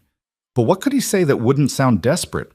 What argument could he make that wouldn't prove her point about power imbalances and exploitation? Instead, he got up and checked on Mia one more time. She was fine, of course, sleeping peacefully, dreaming whatever 6-year-olds dreamed about. Astronauts and turtles and blanket forts. In his own bed, sleep was harder to find. He kept replaying the conversation, analyzing every word, wondering if he should have said something different. But eventually exhaustion won and he drifted off. His last thought, a simple hope that morning, would bring clarity. Neither of them seemed to have tonight. Monday morning started with a call from Event Staff Pro. Caleb, it's Marcus. Not Marcus Trent, his supervisor from the first event. I need you for a shift tonight. Cocktail reception, Capitol Hill, 6 to 10. I can't tonight. I've got something with my daughter. It pays $70 an hour, overtime after 8. Caleb did the math. 70 times 4 was $280, plus whatever overtime worked out to. That was good money for a Monday night. But Mia had asked him to help with her science project, the one that was due Wednesday. He'd promised. I really can't, he said. Your call. Just letting you know we've got work if you want it. After he hung up, Caleb sat at the kitchen table with his coffee, staring at his phone. A month ago, he would have taken that shift without thinking twice. Would have asked Mrs. Chen to watch Mia. Would have worked the 4 hours and pocketed the money and dealt with the guilt later. Now he could afford to say no. That realization hit harder than expected. The arrangement with Elena, however temporary it might be, had already changed things. Given him breathing room he hadn't had in years.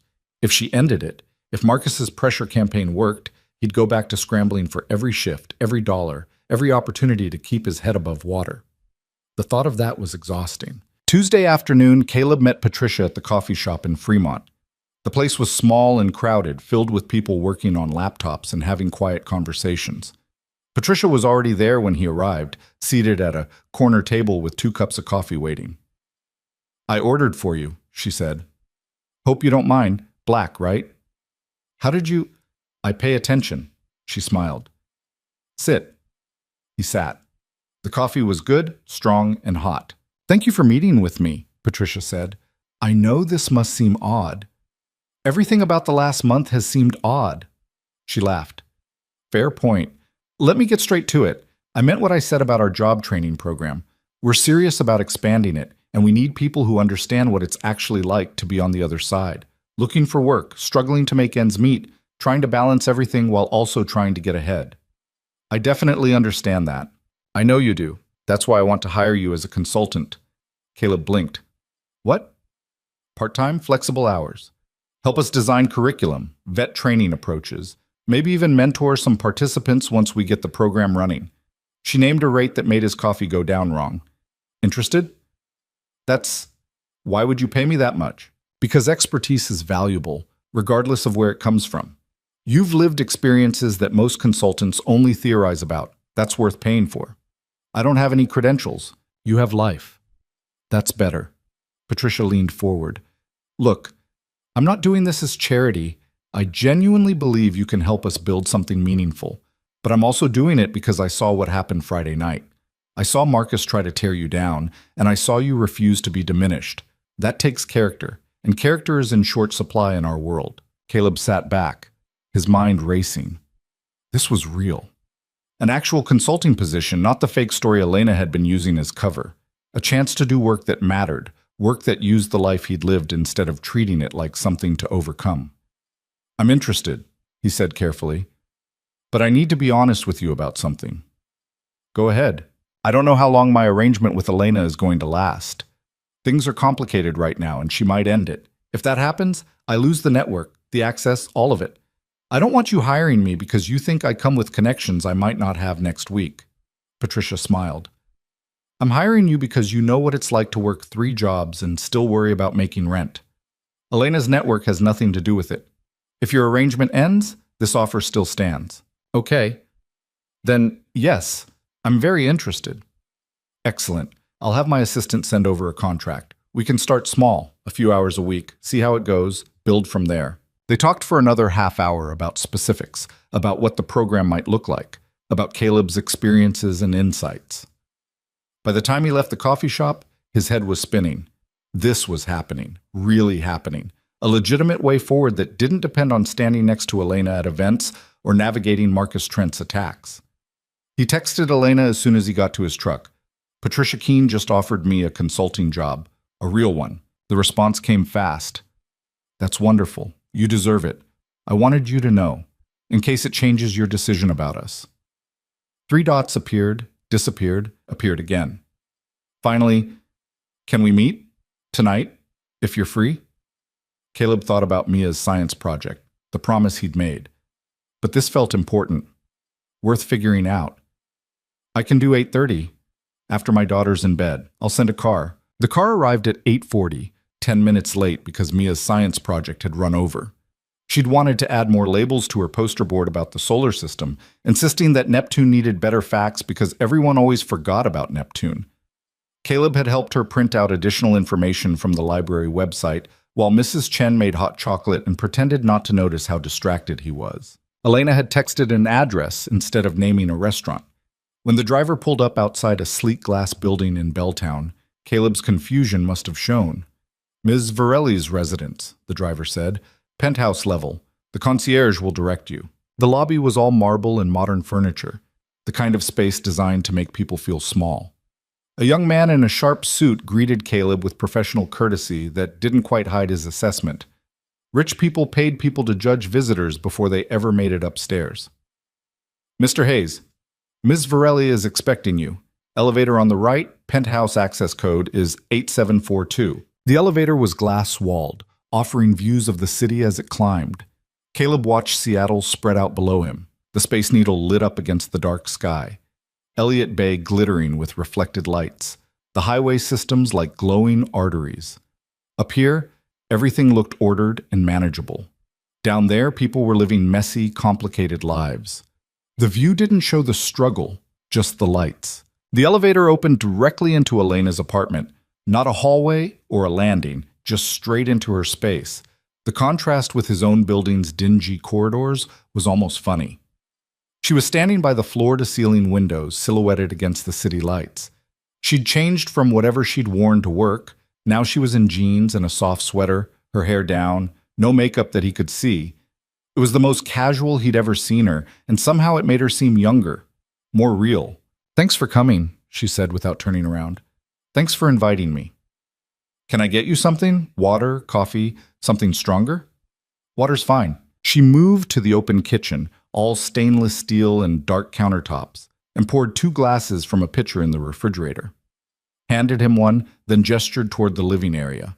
The furniture was expensive but sparse. Nothing personal visible anywhere.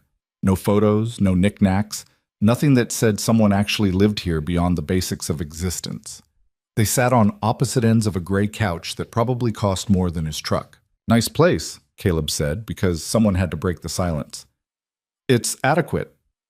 That's not exactly a ringing endorsement. "I'm not here very often. It functions as a place to sleep between obligations." She took a sip of water, set it down on the glass coffee table. "I asked you here because I owe you an explanation. About Sunday. About what I said." "You don't owe me anything." "Yes, I do. I created this situation. I pulled you into my world, and now I'm second-guessing whether I had any right to do that." She finally looked at him. "Patricia offering you that job changes things. It means you have options now that don't involve me. Is that what this is about? You want out and you need me to have a soft landing first?" "No. Maybe. I don't know." She ran a hand through her hair, frustration evident in the gesture. "Do you know what it's like to spend 8 years building something and then wake up one day and realize you're not sure why you're still doing it?" "Can't say I do. Everything I've worked for, the company, the reputation, the success, it all requires constant maintenance, constant performance. And somewhere along the way, I forgot that I'm allowed to want things that don't serve the brand."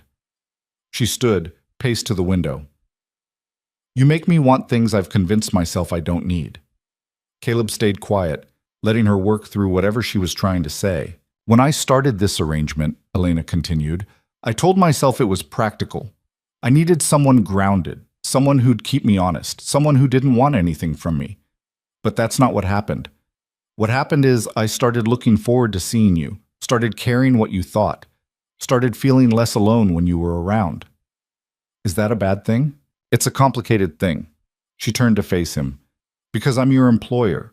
Because there's a power dynamic that makes any personal feelings inappropriate. Because Marcus Trent is absolutely right that I put you in an impossible position." "You keep saying that, but you're not actually asking me how I feel about any of this." Elena blinked. "What? You're making all these decisions about what's appropriate and what's ethical and what I can or can't handle. But you haven't once asked me what I want. Because what you want might be influenced by what you need. The money, the stability, that clouds judgment. So does loneliness." Caleb set down his water glass. "You want honesty? Here it is. Yeah, I needed the money when I said yes. Yeah, the financial security matters. But that's not why I keep showing up. I keep showing up because for the first time in years, I feel like someone sees me as more than just a paycheck short of disaster. You see me. Not the struggling single dad, not the guy working 3 jobs, just me. And that matters more than you think. Elena's expression cracked, vulnerability bleeding through the professional mask. What if I hurt you? What if you don't? That's not how risk management works. This isn't a business deal, Elena. Isn't it? I'm paying you to stand next to me at events. Is that all you think this is? She didn't answer. Couldn't, maybe. The silence stretched between them, heavy with things neither of them seemed ready to say out loud. Caleb stood. Look, if you want to end this arrangement, end it. I'll survive. Patricia's job means I'm not completely back to square one. But don't end it because you're afraid of what it might become. End it because you genuinely don't want me around. Otherwise, you're just running. And if I am running, maybe that's the smart choice. Maybe. Or maybe it's just the safe one. He moved toward the elevator. Either way, it's your call. Wait. He stopped, hand on the elevator button. Elena crossed the distance between them, stopped a few feet away. I don't want to end it. That's the problem. I should want to, but I don't. Then don't. It's not that simple. Why not? Because... She closed her eyes, took a breath. Because the last time I let someone matter to me, it ended badly. Really badly. And I swore I wouldn't do that again. Wouldn't let anyone get close enough to it. She cut herself off, but Caleb filled in the blanks. The broken engagement mentioned in that article. Someone who'd gotten past her defenses and then left damage in their wake. I'm not whoever hurt you before, he said quietly. I know. That's what scares me. She met his eyes. You're better. Which means if this goes wrong, it's going to hurt worse. Caleb understood that math, had done similar calculations himself every time he'd considered dating after Stephanie left. The risk versus reward equation, where the risk always seemed to outweigh any possible reward. But standing here, watching Elena struggle with the same fear, he realized something. You know what I tell Mia when she's scared to try something new? He said. I tell her that being scared means it matters. That if it didn't matter, she wouldn't be scared at all. So the fear is actually proof that it's worth doing. That's very wise for a 6-year-old. She doesn't always listen, but the principle stands. Elena smiled slightly. What do you want from this, Caleb? From me? Honestly, I don't know yet, but I'd like the chance to find out. She studied him for a long moment, her expression shifting through emotions he couldn't quite read. Then she nodded, decision made. Okay, we keep going, but I need you to promise me something. What? If this gets too messy, if my world starts damaging yours in ways that matter, you'll tell me. You won't just endure it because you need the money or feel obligated. You'll be honest. I can do that. And I need to adjust the arrangement, make it more formal, more protected. I'll have my lawyer draft something that ensures you're covered regardless of what happens between us personally. You don't have to. Yes, I do. If we're blurring professional and personal lines, you need protection, real protection in writing. Her tone was firm, non-negotiable. Caleb recognized when to stop arguing. Okay. The tension between them eased slightly, though it didn't disappear entirely. Elena walked him back to the elevator, her movements more relaxed than they'd been all night. There's another event Friday, she said. Smaller gathering, private dinner with some potential investors, less formal than the gala. You want me there? If you're willing. I'm willing. She reached out, squeezed his hand briefly. The touch was simple, but it sent electricity up his arm. Thank you for being patient with me while I figure this out. We're both figuring it out. I suppose we are. The elevator arrived. Caleb stepped in, turned to face her. She stayed in the doorway, arms crossed loosely, looking more uncertain than he'd ever seen her. Elena? Yeah? For what it's worth, I think you're braver than you give yourself credit for. The doors closed before she could respond, but he saw the surprise on her face, the way his words landed. The elevator descended, his reflection staring back at him from the glass walls. He looked tired, felt tired. But underneath the exhaustion was something else. A cautious hope that maybe, possibly, This whole messy situation might actually work out. The driver was waiting outside. The ride home was quiet, Caleb lost in thought. He kept replaying the conversation, analyzing what had been said and what had been carefully avoided. Elena was scared. He got that. But she was also trying, and that counted for something. Back at his apartment, Mrs. Chen had fallen asleep watching a cooking show. He paid her, thanked her, and checked on Mia. Her solar system poster was propped against the wall, Neptune's new facts proudly displayed in her careful handwriting. He smiled despite the late hour and the emotional weight of the evening. Wednesday brought a different kind of chaos. Patricia's assistant called in the morning with contract details for the consulting work. The terms were fair, more than fair actually, 15 hours a week at a rate that made Caleb's head spin, flexible scheduling, and a 3-month trial period to see if the fit was right for both parties. "We'd like you to start next Monday if possible," the assistant said. "Patricia wants you to sit in on our initial planning meetings for the job training program. Monday works."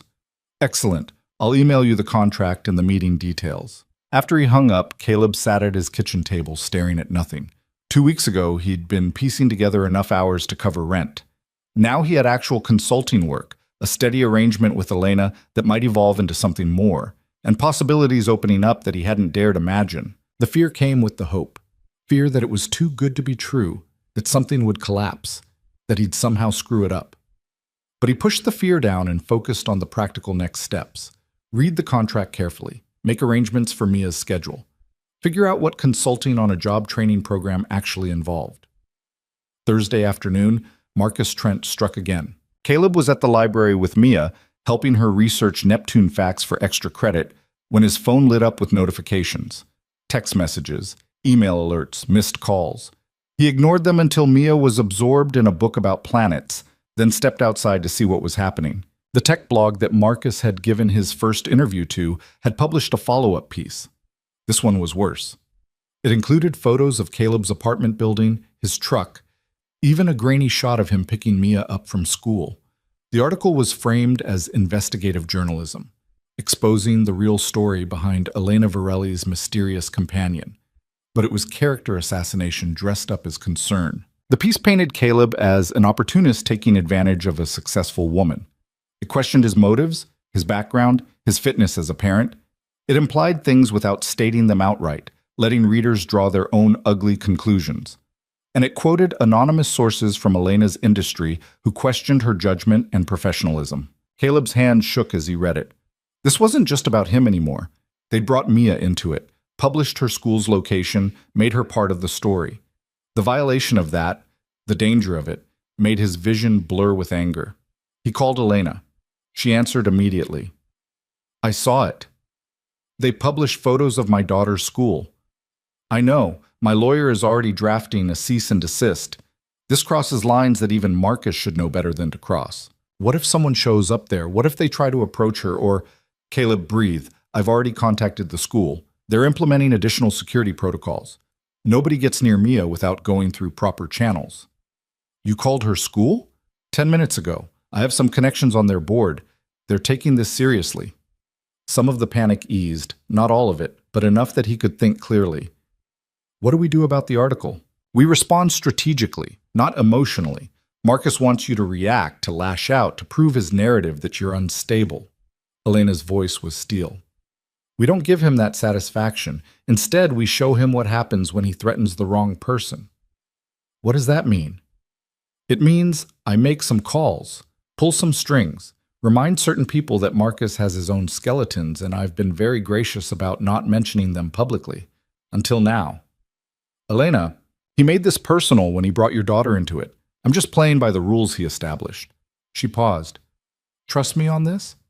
Caleb looked back through the library window at Mia, still absorbed in her book, completely unaware that strangers were writing about her, judging her father, trying to tear down the fragile stability he'd built for them. "Yeah," he said, "I trust you." "I trust... Good. Keep Mia close this week. Vary your routines if you can, and don't talk to any media under any circumstances." "Wasn't planning on it. I'll call you tomorrow with updates." "And Caleb? I'm sorry. This is exactly what I was afraid of. It's not your fault. Isn't it? I pulled you into this world. Marcus is just exploiting the opportunity I created. Marcus is exploiting it because he's a predator. That's on him, not you. She was quiet for a moment. I don't deserve your faith in me. Lucky for you, I'm not very good at risk assessment. That got a small laugh. I'll talk to you tomorrow. Inside the library, Mia looked up when he returned. Is everything okay, Daddy? Yeah, Bug. Everything's fine. You look worried. Just work stuff. Nothing for you to worry about. She studied him with those serious eyes that saw more than he wanted them to. Is it the pretty lady? Ms. Varelli, yeah. We're handling some complicated business things. Do you like her? The question caught him off guard. What? Do you like her? Like her? Where did that come from? Mia shrugged. Sophie's mom is dating someone new, and Sophie says you can tell because her mom smiles different now. You smile different when you talk about Ms. Varelli. 6 years old, and already too perceptive for her own good. Caleb sat down next to her, choosing his words carefully. Ms. Varelli is my friend, and yeah, I like her, but it's complicated, Bug. Adult stuff that doesn't really have easy answers. Sophie says adult stuff is just kid stuff, but with more money involved. Sophie might be onto something. Mia grinned, then returned to her planet book. Caleb sat with her, pretending to read over her shoulder while his mind spun through everything happening. The article. Marcus's escalation. Elena's promise to handle it. The careful dance they were doing around feelings neither of them seemed ready to name. Friday's dinner was at a restaurant Caleb had never heard of, the kind of place that didn't advertise because the people who needed to know about it already did. Elena had sent different instructions this time. Meet her there directly instead of arriving separately. Come at 7:30. Dress code business casual instead of formal. The shift felt significant, though Caleb couldn't articulate exactly why. He got there 15 minutes early anyway, old habits impossible to break. The restaurant was tucked into a renovated building in Pioneer Square, understated elegance instead of showy luxury. The host checked his name against a list, then led him to a private dining room in the back. Elena was already there, talking to 3 people Caleb didn't recognize. She wore gray slacks and a burgundy blouse, professional but softer than her usual event attire. When she saw him, something in her expression lightened. Caleb, perfect timing. She gestured him over. I want you to meet some people. This is Richard Chen, Sarah Okonkwo, and David Marquez. They're the potential investors I mentioned. Handshakes all around. The 3 of them were younger than the usual crowd at Elena's events, mid-30s, maybe early 40s. They dressed well, but not ostentatiously. There was an energy to them that felt different from the stiff formality of galas and fundraisers. Caleb Hayes, Richard said, recognition in his eyes. You're the guy from the tech gala, the one who told Marcus Trent to shove it. I didn't exactly say that. No, but the implication was clear. That was beautiful. They sat down to dinner. The conversation flowed easily, surprisingly so. These weren't people trying to prove anything or establish dominance. They talked about their companies. Richard ran a sustainable manufacturing startup.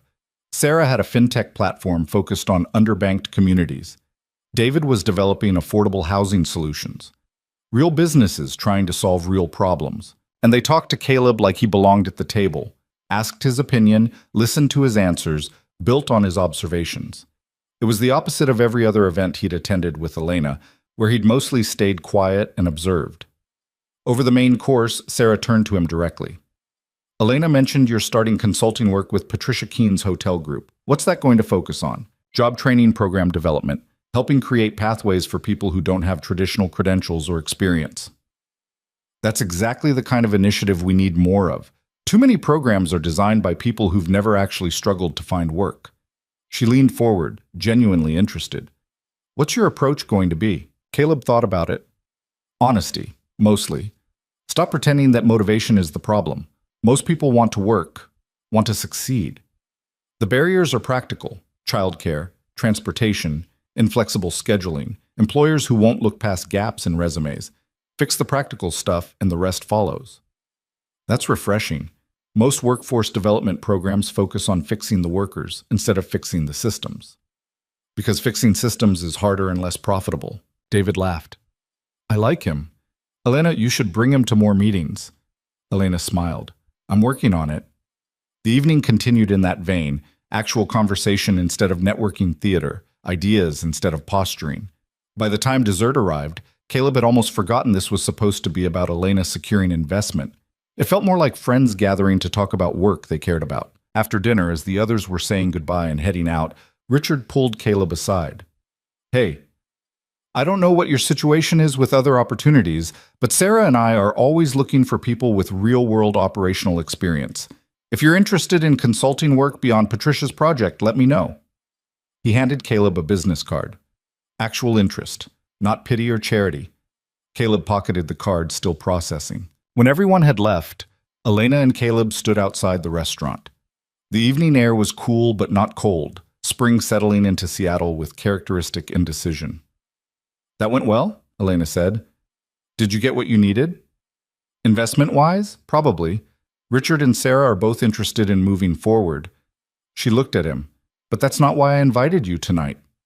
"No? No. I wanted you to meet people who build things that matter, who use business as a tool for solving problems instead of just accumulating wealth. I thought you'd like them." "I did. They're different. They're what I wish more of our world looked like." She paused. "And I wanted them to see you as I see you. Not as my mysterious companion or Marcus's target, just as someone worth knowing." The honesty of it hit Caleb harder than expected. "Thank you." "For what?" "For caring about that, about how people see me." Elena stepped closer, and in the streetlight her eyes looked darker, more uncertain. "I care about more than that." "Yeah?" "Yeah." She took a breath. "My lawyer sent over the revised contract. Did you get it?" "This afternoon. Haven't read it yet." "It changes the terms significantly. Guaranteed minimum payments regardless of events attended, severance protection, provisions that separate the professional arrangement from anything personal that might develop." She held his gaze. "I meant what I said about protecting you. Whatever happens between us, I don't want you vulnerable." "What if I don't want protection? What if I want the risk?" "Then you're braver than I am. Or stupider." She smiled. "Maybe both." They stood there, the space between them charged with possibility. Caleb thought about closing that distance, about what it would mean to cross that line. But something held him back. Not fear exactly, more like respect for the weight of the choice. Elena seemed to feel it too. She reached out, touched his arm briefly. "I should go. Early meeting tomorrow." "Okay." "But Caleb, thank you for tonight, for being exactly who you are." "That's all I've got." "It's enough, more than enough." She left in her car, and Caleb walked to where he'd parked several blocks away. The night was quiet. Most businesses closed. Just the occasional bar or restaurant still lit up. He thought about the evening, about the people he'd met, about the way Elena had looked at him when she said she cared. This was really happening. Whatever this was, it was becoming something real and complicated and potentially wonderful. The fear was still there, lurking underneath everything, but so was hope, stubborn and persistent. His phone buzzed. A text from Elena. "Contract revision includes a clause that either party can terminate for personal reasons without penalty.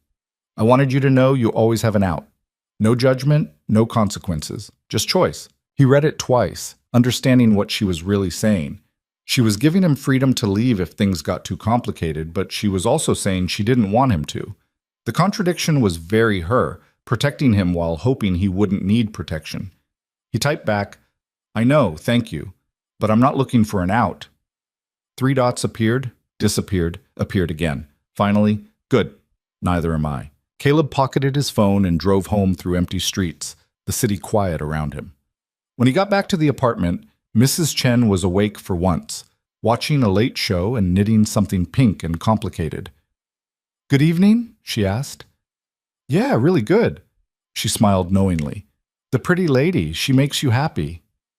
"Is it that obvious?" "Very obvious. But obvious is not bad. Happiness should be obvious." In Mia's room, he found her asleep with her Neptune poster carefully rolled up next to her bed, ready for school Monday. He sat on the edge of her mattress and watched her breathe, this small person who'd become his entire world, who depended on him to make good choices. Was Elena a good choice? He didn't know yet. But she felt right in a way nothing had in years, and that had to count for something. His phone buzzed one more time. Another text from Elena. Marcus's blog ran a retraction. Turns out his anonymous sources don't exist and his photographer violated stalking laws. The article's been pulled and they're issuing a public apology. How did you manage that? I reminded some people that I have better lawyers and fewer ethical boundaries when someone threatens a child. Marcus has been warned that further action will have consequences he won't enjoy. Thank you.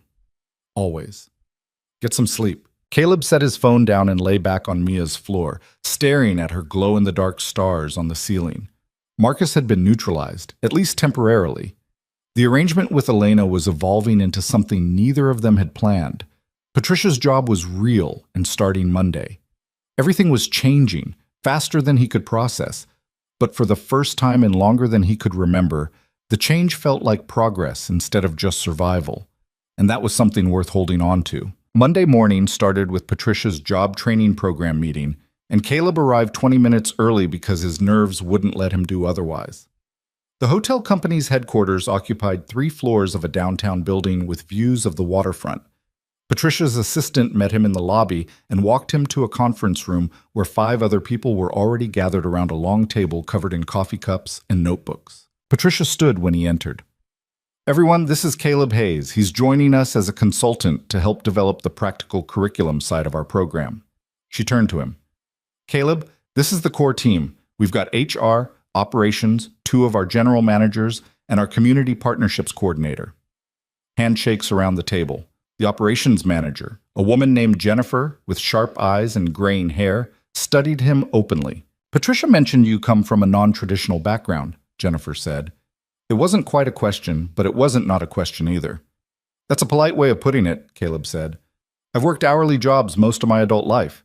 Warehouses, event staff, whatever paid enough to keep the lights on. And now you're consulting on workforce development. Jennifer's tone was neutral, unreadable. Now I'm trying to make sure the program you build actually works for people like me, instead of just sounding good in a press release. The room went quiet. Then Jennifer smiled. Good. We've got enough people who talk theory. We need someone who knows what it's actually like out there. The meeting ran for 2 hours. They discussed program structure, partnership opportunities with community colleges, potential employer relationships. Caleb stayed mostly quiet at first, listening and observing. But when they started talking about scheduling requirements, mandatory attendance during business hours, strict punctuality policies, he spoke up. That won't work. Everyone turned to look at him. Why not? Asked one of the general managers. Because the people who need this program most are the ones working 2 or 3 jobs already. They can't just show up Tuesday and Thursday from 9 to noon. They've got shifts, childcare pickups, bus schedules that don't align with your timeline. Caleb leaned forward. You want this to work? Make it flexible. Evening options, weekend sessions, online components for people who can't physically be here.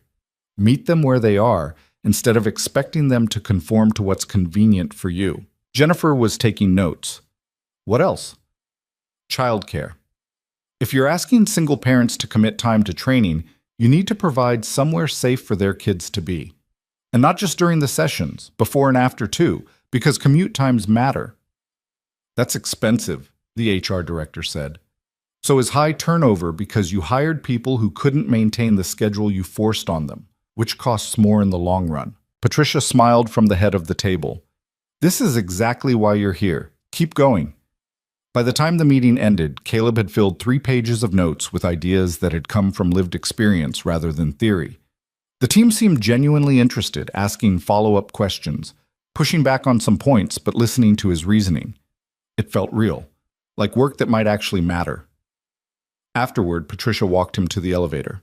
That was excellent. You challenged assumptions they didn't even know they were making. I might have been too direct. You were exactly direct enough. Jennifer already texted me that she wants you in every planning meeting going forward. Patricia paused. Can I ask you something personal? Sure. How are things with Elena? I saw Marcus's article before it got pulled. That must have been difficult.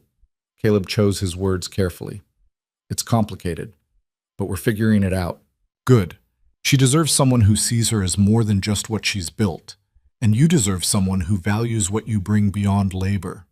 Patricia touched his arm lightly. Don't let people like Marcus convince you that you don't belong in these spaces. You belong wherever you choose to be. The words stuck with Caleb as he left the building and headed to pick up Mia from school. Belonging wasn't something he thought much about. He'd been too focused on surviving to worry about where he fit. But maybe Patricia was right. Maybe belonging was a choice, not a permission slip handed out by gatekeepers. That evening, Elena called while Caleb was helping Mia with her spelling homework. "How was your first day?" "Better than expected. I think I might actually be useful to them." "Of course you are. I could have told you that." He heard something in her voice. Tiredness, maybe, or stress. "Can we talk?" "Not on the phone. In person." "When?" "Tonight, if possible. I know it's last minute, but something's come up." The tension in her voice made his stomach tighten. "What happened?" "I'd rather explain face to face. Can you come by around 8? After Mrs. Chen arrived and Mia was settled with her books, Caleb drove to Elena's building. The concierge recognized him this time, waved him through without the security code ritual. In the elevator, he tried to guess what was wrong. Marcus escalating again? Problems with her company? Something about their arrangement? Elena answered the door in workout clothes, her hair pulled back in a messy ponytail, no makeup. She looked younger and more exhausted than he'd ever seen her. "Thanks for coming." She stepped aside to let him in. "I'm sorry about the short notice." "What's going on?" She walked to the kitchen, poured 2 glasses of wine without asking if he wanted any, handed him one, then leaned against the counter. "I got a call this afternoon from Marcus's lawyer." Caleb's jaw tightened. "What did he want?" "To inform me that Marcus is filing a lawsuit against my company, claiming that I've engaged in unfair business practices, defamation, and something about tortious interference with his contracts." She took a long drink of wine. "It's bullshit. Complete fabrication. But it's also expensive bullshit that will tie up resources and create negative publicity." "Because of the blog article? Because you got them to retract it? Because I humiliated him? Because you humiliated him at the gala? Because he can't stand that I won't play by his rules?" Elena set down her glass with more force than necessary. "My lawyer says we'll win, but it could take months, maybe longer, and the whole time he'll be spinning narratives, planting stories, making my life as difficult as possible." "I'm sorry. It's not your fault." "Isn't it? If I hadn't been at these events, if I hadn't pushed back against him, then he would have found some other excuse. This is who Marcus is. He destroys things because he can, because it makes him feel powerful." She rubbed her temples. "I'm telling you this because it's going to get messier before it gets better, and I need to know if you're prepared for that." Caleb set down his wine glass. "What are you really asking?" "I'm asking if you want out. If this is too much, too complicated, too risky for someone in your position." She met his eyes. "I would understand. I wouldn't blame you. I'd make sure you were protected financially, that the termination clause in your contract was activated with full benefits. You could walk away clean." "Is that what you want? For me to walk away?" "No, but what I want and what's best for you might be different things."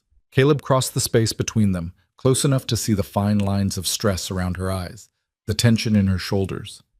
"Stop making decisions for me. Stop assuming you know what I can or can't handle. I'm trying to protect you." "I don't need protection. I need honesty.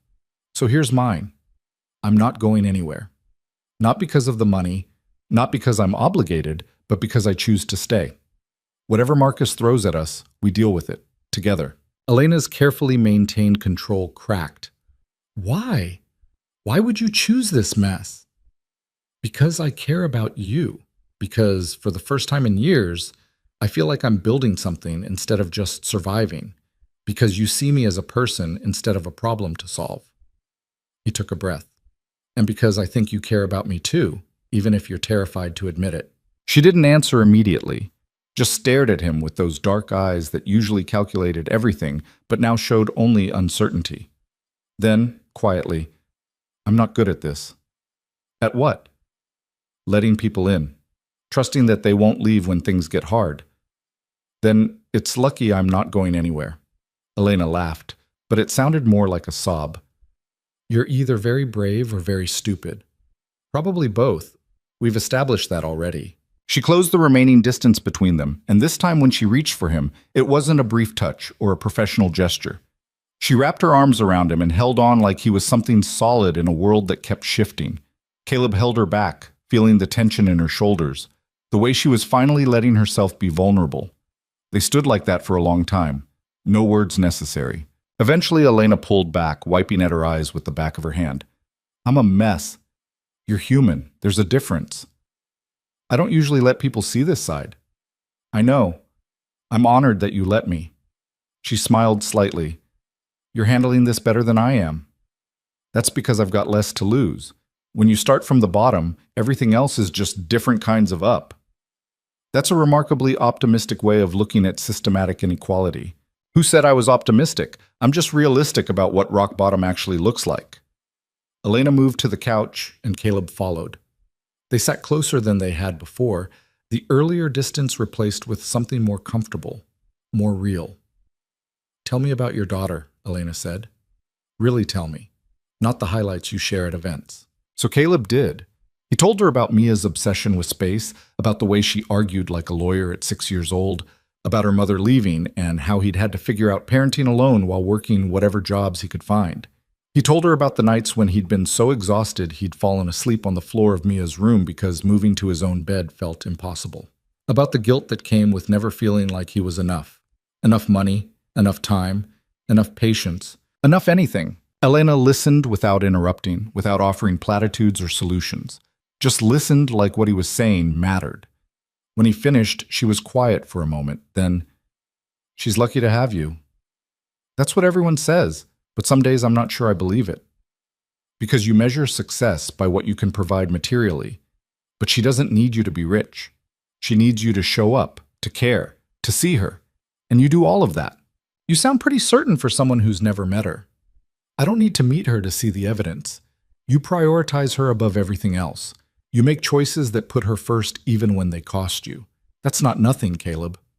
He thought about Mia, probably asleep by now with Peanut the elephant tucked under her chin, completely unaware of the adult complications surrounding her father. I want to give her better than what I had. What did you have? A dad who worked himself to death trying to prove he mattered. A mom who left because she couldn't handle the pressure, constant stress about money, about stability, about whether we'd make it through another month. He paused. I don't want Mia to remember her childhood as just survival. Then give her what you're giving her now. Presence, attention, the knowledge that she matters more than any job or opportunity or amount of money. Elena shifted to face him more directly. That's the thing people like Marcus don't understand. They measure worth in dollars and influence.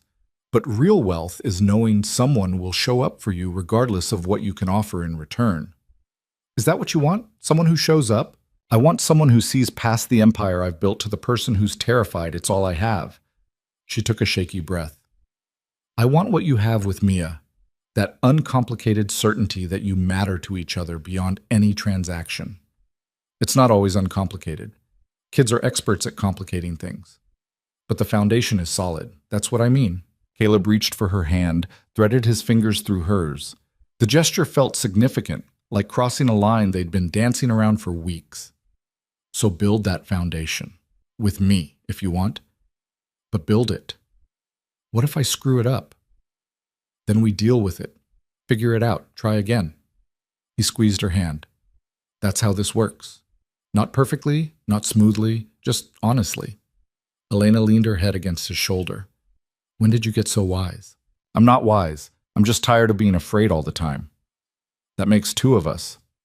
They stayed like that, tangled together on her expensive couch in her expensive apartment, finding something that had nothing to do with money or status or any of the things that had brought them together initially. Just two people who'd been alone for too long, taking a chance on being less alone together. Later, much later, Caleb checked his phone and saw it was past 11. I should go. Mrs. Chen's probably asleep on my couch again. You could stay. Elena said it quietly, uncertain. I'm not suggesting anything except that it's late and you could sleep in the guest room if you wanted. I need to be there when Mia wakes up. It's our routine. I understand. She walked him to the elevator. Caleb? Yeah? Thank you for staying, for not running when I gave you the opportunity. Thank you for giving me the choice. The elevator arrived. Before he could step in, Elena pulled him back and kissed him. It was brief, tentative, like she was still asking permission even as she took the action. Caleb kissed her back, one hand cupping her face, trying to communicate everything he didn't have words for. When they broke apart, Elena looked stunned by her own boldness. I probably shouldn't have done that. Probably not. But I'm glad you did. This changes things. Yeah, it does. Are you okay with that? Caleb smiled. Are you? She considered, then nodded slowly. Yeah, I think I am. Then we'll figure out the rest as we go. The ride home felt different. Everything felt different, like the world had shifted slightly on its axis, and he was still finding his balance. But it was a good different, a hopeful different. At the apartment, Mrs. Chen was indeed asleep on the couch. He paid her extra for the late night and checked on Mia, who'd kicked off all her blankets and was sprawled diagonally across her bed. He tucked her back in, pressed a kiss to her forehead. "Love you, Bug," he whispered. She mumbled something in her sleep that might have been "love you too," or might have been nonsense. Either way, it made him smile. The next 3 weeks unfolded with a strange new rhythm. Caleb worked with Patricia's team on the job training program, contributing ideas that got refined into actual curriculum. The meetings stretched from once a week to 3 times, and Jennifer started sending him materials to review between sessions, valuing his input enough to want more of it. He attended 2 more events with Elena, but they were different now. Smaller gatherings, more intimate. People who knew about them, about the shift from professional arrangement to something undefined but real. Richard and Sarah became regular fixtures, along with a few others who seemed to exist in Elena's world without the performance and posturing. Marcus's lawsuit proceeded slowly, expensively, exactly as predicted. Elena's lawyer filed motions, Marcus's lawyer filed counter-motions, and everyone billed hours while the actual substance of the case remained murky. But Marcus himself stayed quiet, no more articles or public attacks.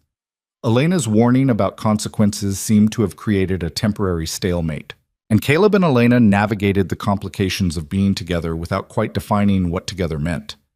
They had dinner twice a week, sometimes with Mia, sometimes just the 2 of them. Elena came to one of Mia's school events, a science fair where Mia's Neptune project earned 2nd place, and charmed the teachers without trying. Mia declared her nice but kind of fancy, which seemed like a fair assessment. It wasn't perfect. Elena still struggled with vulnerability, with admitting she needed anything from anyone. Caleb still worried about money despite having more stability than he'd had in years. They argued about small things, scheduling conflicts, miscommunications, the ongoing question of how public to make their relationship. But it was real, messy and complicated and real. Then, 5 weeks after that conversation in Elena's apartment, Marcus made his final move. Caleb was picking Mia up from school when his phone exploded with notifications. Texts, calls, emails, all arriving simultaneously. He ignored them until Mia was buckled into the truck, then pulled over to see what was happening. Marcus had gone to a major news outlet with a new story. Not a blog, not a tech publication, but actual media. The article framed the entire situation as a scandal. Wealthy consultant Elena Varelli exploiting vulnerable single father, using money and power to manipulate him into compromising situations, potential ethical violations in her business practices. It quoted the lawsuit, referenced the retracted blog post, and included new anonymous sources from Elena's industry. But this time, Marcus had made a critical mistake. The article included specific allegations about Elena's company, falsified documents, misrepresented client results, financial irregularities. Things that weren't just unethical, but potentially illegal. Things that, if true, would destroy her business. Things that were completely, provably false. Caleb called Elena immediately. "I saw it," she said before he could speak. "My lawyer is already on it. This is bad. No, this is checkmate." "What?" Marcus got desperate, made claims he can't back up with evidence because the evidence doesn't exist, which means we can now go after him for defamation with actual damages, real ones, not the vague nonsense in his lawsuit. Elena's voice was sharp with controlled anger. "He finally gave me the opening I needed." "What are you going to do?" "What I should have done weeks ago. Stop playing defense and start playing offense." 2 days later, Elena's lawyers filed a countersuit. Not just against Marcus personally, but against his company, alleging systematic harassment, defamation, tortious interference, and a few other legal terms Caleb didn't fully understand. The filing was accompanied by evidence, emails, records of Marcus's previous attacks on competitors, testimony from people he'd targeted before. Elena had been collecting ammunition for years. She'd just finally decided to use it. The news cycle shifted overnight. Suddenly, Marcus was the story, not Elena. His past behavior got exposed, his business practices questioned, his lawsuit revealed as part of a pattern of vindictive attacks. The same outlet that had published his accusations ran a follow-up piece about his history, the tone significantly different. Marcus's company put out a statement about reviewing the allegations. Translation, they were cutting him loose. Within a week, Marcus withdrew his lawsuit. His lawyer sent a terse letter about wanting to avoid protracted litigation, but everyone knew what it really meant. He'd lost. Elena's countersuit proceeded regardless. "I'm not letting him walk away from this," she told Caleb over dinner at her apartment. "He threatened you, threatened Mia by publishing information about her school. That doesn't get forgiven." "Will you win?" "Probably. My lawyers are very good and Marcus's paper trail is extensive. But winning isn't really the point." "Then what is?" "The point is that people like Marcus need to learn that actions have consequences, that you can't just destroy people for sport and expect to walk away clean." She set down her fork, her expression serious. "And the point is that you deserve to see that standing up to bullies actually works sometimes." Caleb thought about that, about Marcus's predatory smile at the charity dinner, about the violations and attacks and fear, about how small he'd felt in those moments, how powerless. "Thank you," he said quietly. "For what?" "For fighting back. For me, for Mia, for yourself. For showing me that not everyone with power uses it to hurt people." Elena reached across the table and took his hand. "You would have done the same if our positions were reversed. Maybe. But I like that I didn't have to find out." The lawsuit settled 3 months later. Marcus's company paid damages, issued public apologies, and Marcus himself quietly left Seattle for a position in another city. Elena donated the settlement money to organizations supporting single parents and workforce development programs. "Seems fitting," she said when Caleb asked about it. "Turn his attacks into something that actually helps people." By then, other things had shifted too. Patricia's job training program launched with Caleb as a permanent consultant, 15 hours a week that sometimes stretched to 20 when they were developing new material. The work was fulfilling in ways he hadn't expected, watching people who'd been written off by traditional systems gain skills and confidence. Elena's company weathered the Marcus situation without significant damage. If anything, the way she'd handled it enhanced her reputation. People liked seeing her defend herself and others, liked the proof that she had principles beyond profit. And Caleb and Elena stopped pretending what they had was temporary or undefined. They were together. Dating, in a relationship, whatever words fit. It wasn't always easy. Elena still traveled constantly for work. Caleb still had Mia to prioritize. Their worlds remained fundamentally different in ways that created friction. But they figured it out, compromised, made space for each other in lives that had been self-contained for too long. 6 months after that first event at the Whitmore Hotel, Caleb signed a lease on a new apartment. 2 bedrooms, working heat, a building with actual security, and neighbors who didn't scream through walls. Mia got her own room, painted the pale blue she'd been requesting, with space for all her books about planets and astronauts. Elena helped them move, showing up in jeans and a t-shirt, carrying boxes alongside Mrs. Chen and Patricia and a few others who'd become part of Caleb's expanding circle. At one point, Caleb found her in Mia's room, helping arrange stuffed animals on the new bed. "This is good," Elena said, looking around at the space. "She deserves this." "So do you," Mia piped up from the doorway. She'd appointed herself supervisor of the move, taking the job very seriously. "Daddy says you work too much and need more fun," Elena laughed. "Did he now?"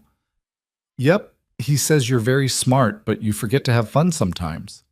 "Your dad is probably right." Mia considered this. "You could have fun with us. We're going to paint my bookshelf tomorrow. You could help if you want." Elena glanced at Caleb, who shrugged. "The offer stands, but no pressure." "I'd like that," Elena said. "If you're sure I won't be in the way." "You won't be in the way," Mia said with absolute certainty. Then she skipped off to supervise someone else's box placement. Later, after most of the heavy lifting was done and people had filtered out, Caleb and Elena stood on the small balcony attached to his new living room. The view wasn't much, mostly other buildings and a slice of sky, but it was his. Theirs in a way, since Elena had already started leaving things here. A toothbrush, some work clothes, the beginnings of integration. "This is surreal," Caleb said. 6 months ago I was loading trucks and barely making rent. Now I'm consulting on workforce development and dating a woman who terrifies corporate executives. I don't terrify all of them, just the ones who deserve it. Fair distinction. Elena leaned against the railing. Do you ever regret it, saying yes to my initial offer? No. Do you regret making it? Not even a little. She turned to face him. You know what I've learned from all this? What? That the things we're taught to value, credentials, status, traditional success markers, they're mostly bullshit. What actually matters is whether someone shows up, whether they're honest, whether they see you as a person instead of a resource. She paused. You showed up, even when it was hard, even when it would have been easier to walk away. That's worth more than any resume. You showed up too, fought for me when you didn't have to. Of course I did. You matter to me. The simplicity of those words hit harder than any elaborate declaration could have. Caleb pulled her close, and they stood there watching the city lights come on as evening settled over Seattle. Two people who'd found each other in unlikely circumstances and decided to build something real from it. Inside, Mia was singing off-key while unpacking her books. Mrs. Chen was organizing the kitchen with the efficiency of someone who had done this 1,000 times. The apartment smelled like cardboard and new paint and possibility. It wasn't perfect. Caleb's consulting work was still part-time, still not enough to fully support them without the events he attended with Elena. Money remained a constant calculation, less desperate than before, but never completely absent from his thoughts. Elena still struggled with work-life balance, still sometimes disappeared into her company's demands for days at a time. They still argued about small things, still had moments of frustration and miscommunication, but they were building something. Not a fairy tale, not a solution to all their problems, just a partnership between two imperfect people trying to do better than they'd done alone. And that, Caleb had learned, was enough. More than enough, actually, because the alternative to imperfect togetherness was perfect isolation, and he'd had enough of that to last a lifetime. Mia appeared on the balcony, squeezing between them. Daddy, Mrs. Chen says we should order pizza because nobody wants to cook tonight. Can we? Can Elena stay? Caleb looked at Elena, who smiled and nodded. Yeah, Bug. Elena can stay. Good. Because she promised to tell me about the time she met an astronaut, and I want to hear all about it. I never said I met an astronaut, Elena protested. But you did, right? Because you go to fancy parties and astronauts go to fancy parties, so you probably met one. That's not exactly how it works, but I'll see what stories I can come up with. Mia grinned and ran back inside to relay the pizza decision to Mrs. Chen.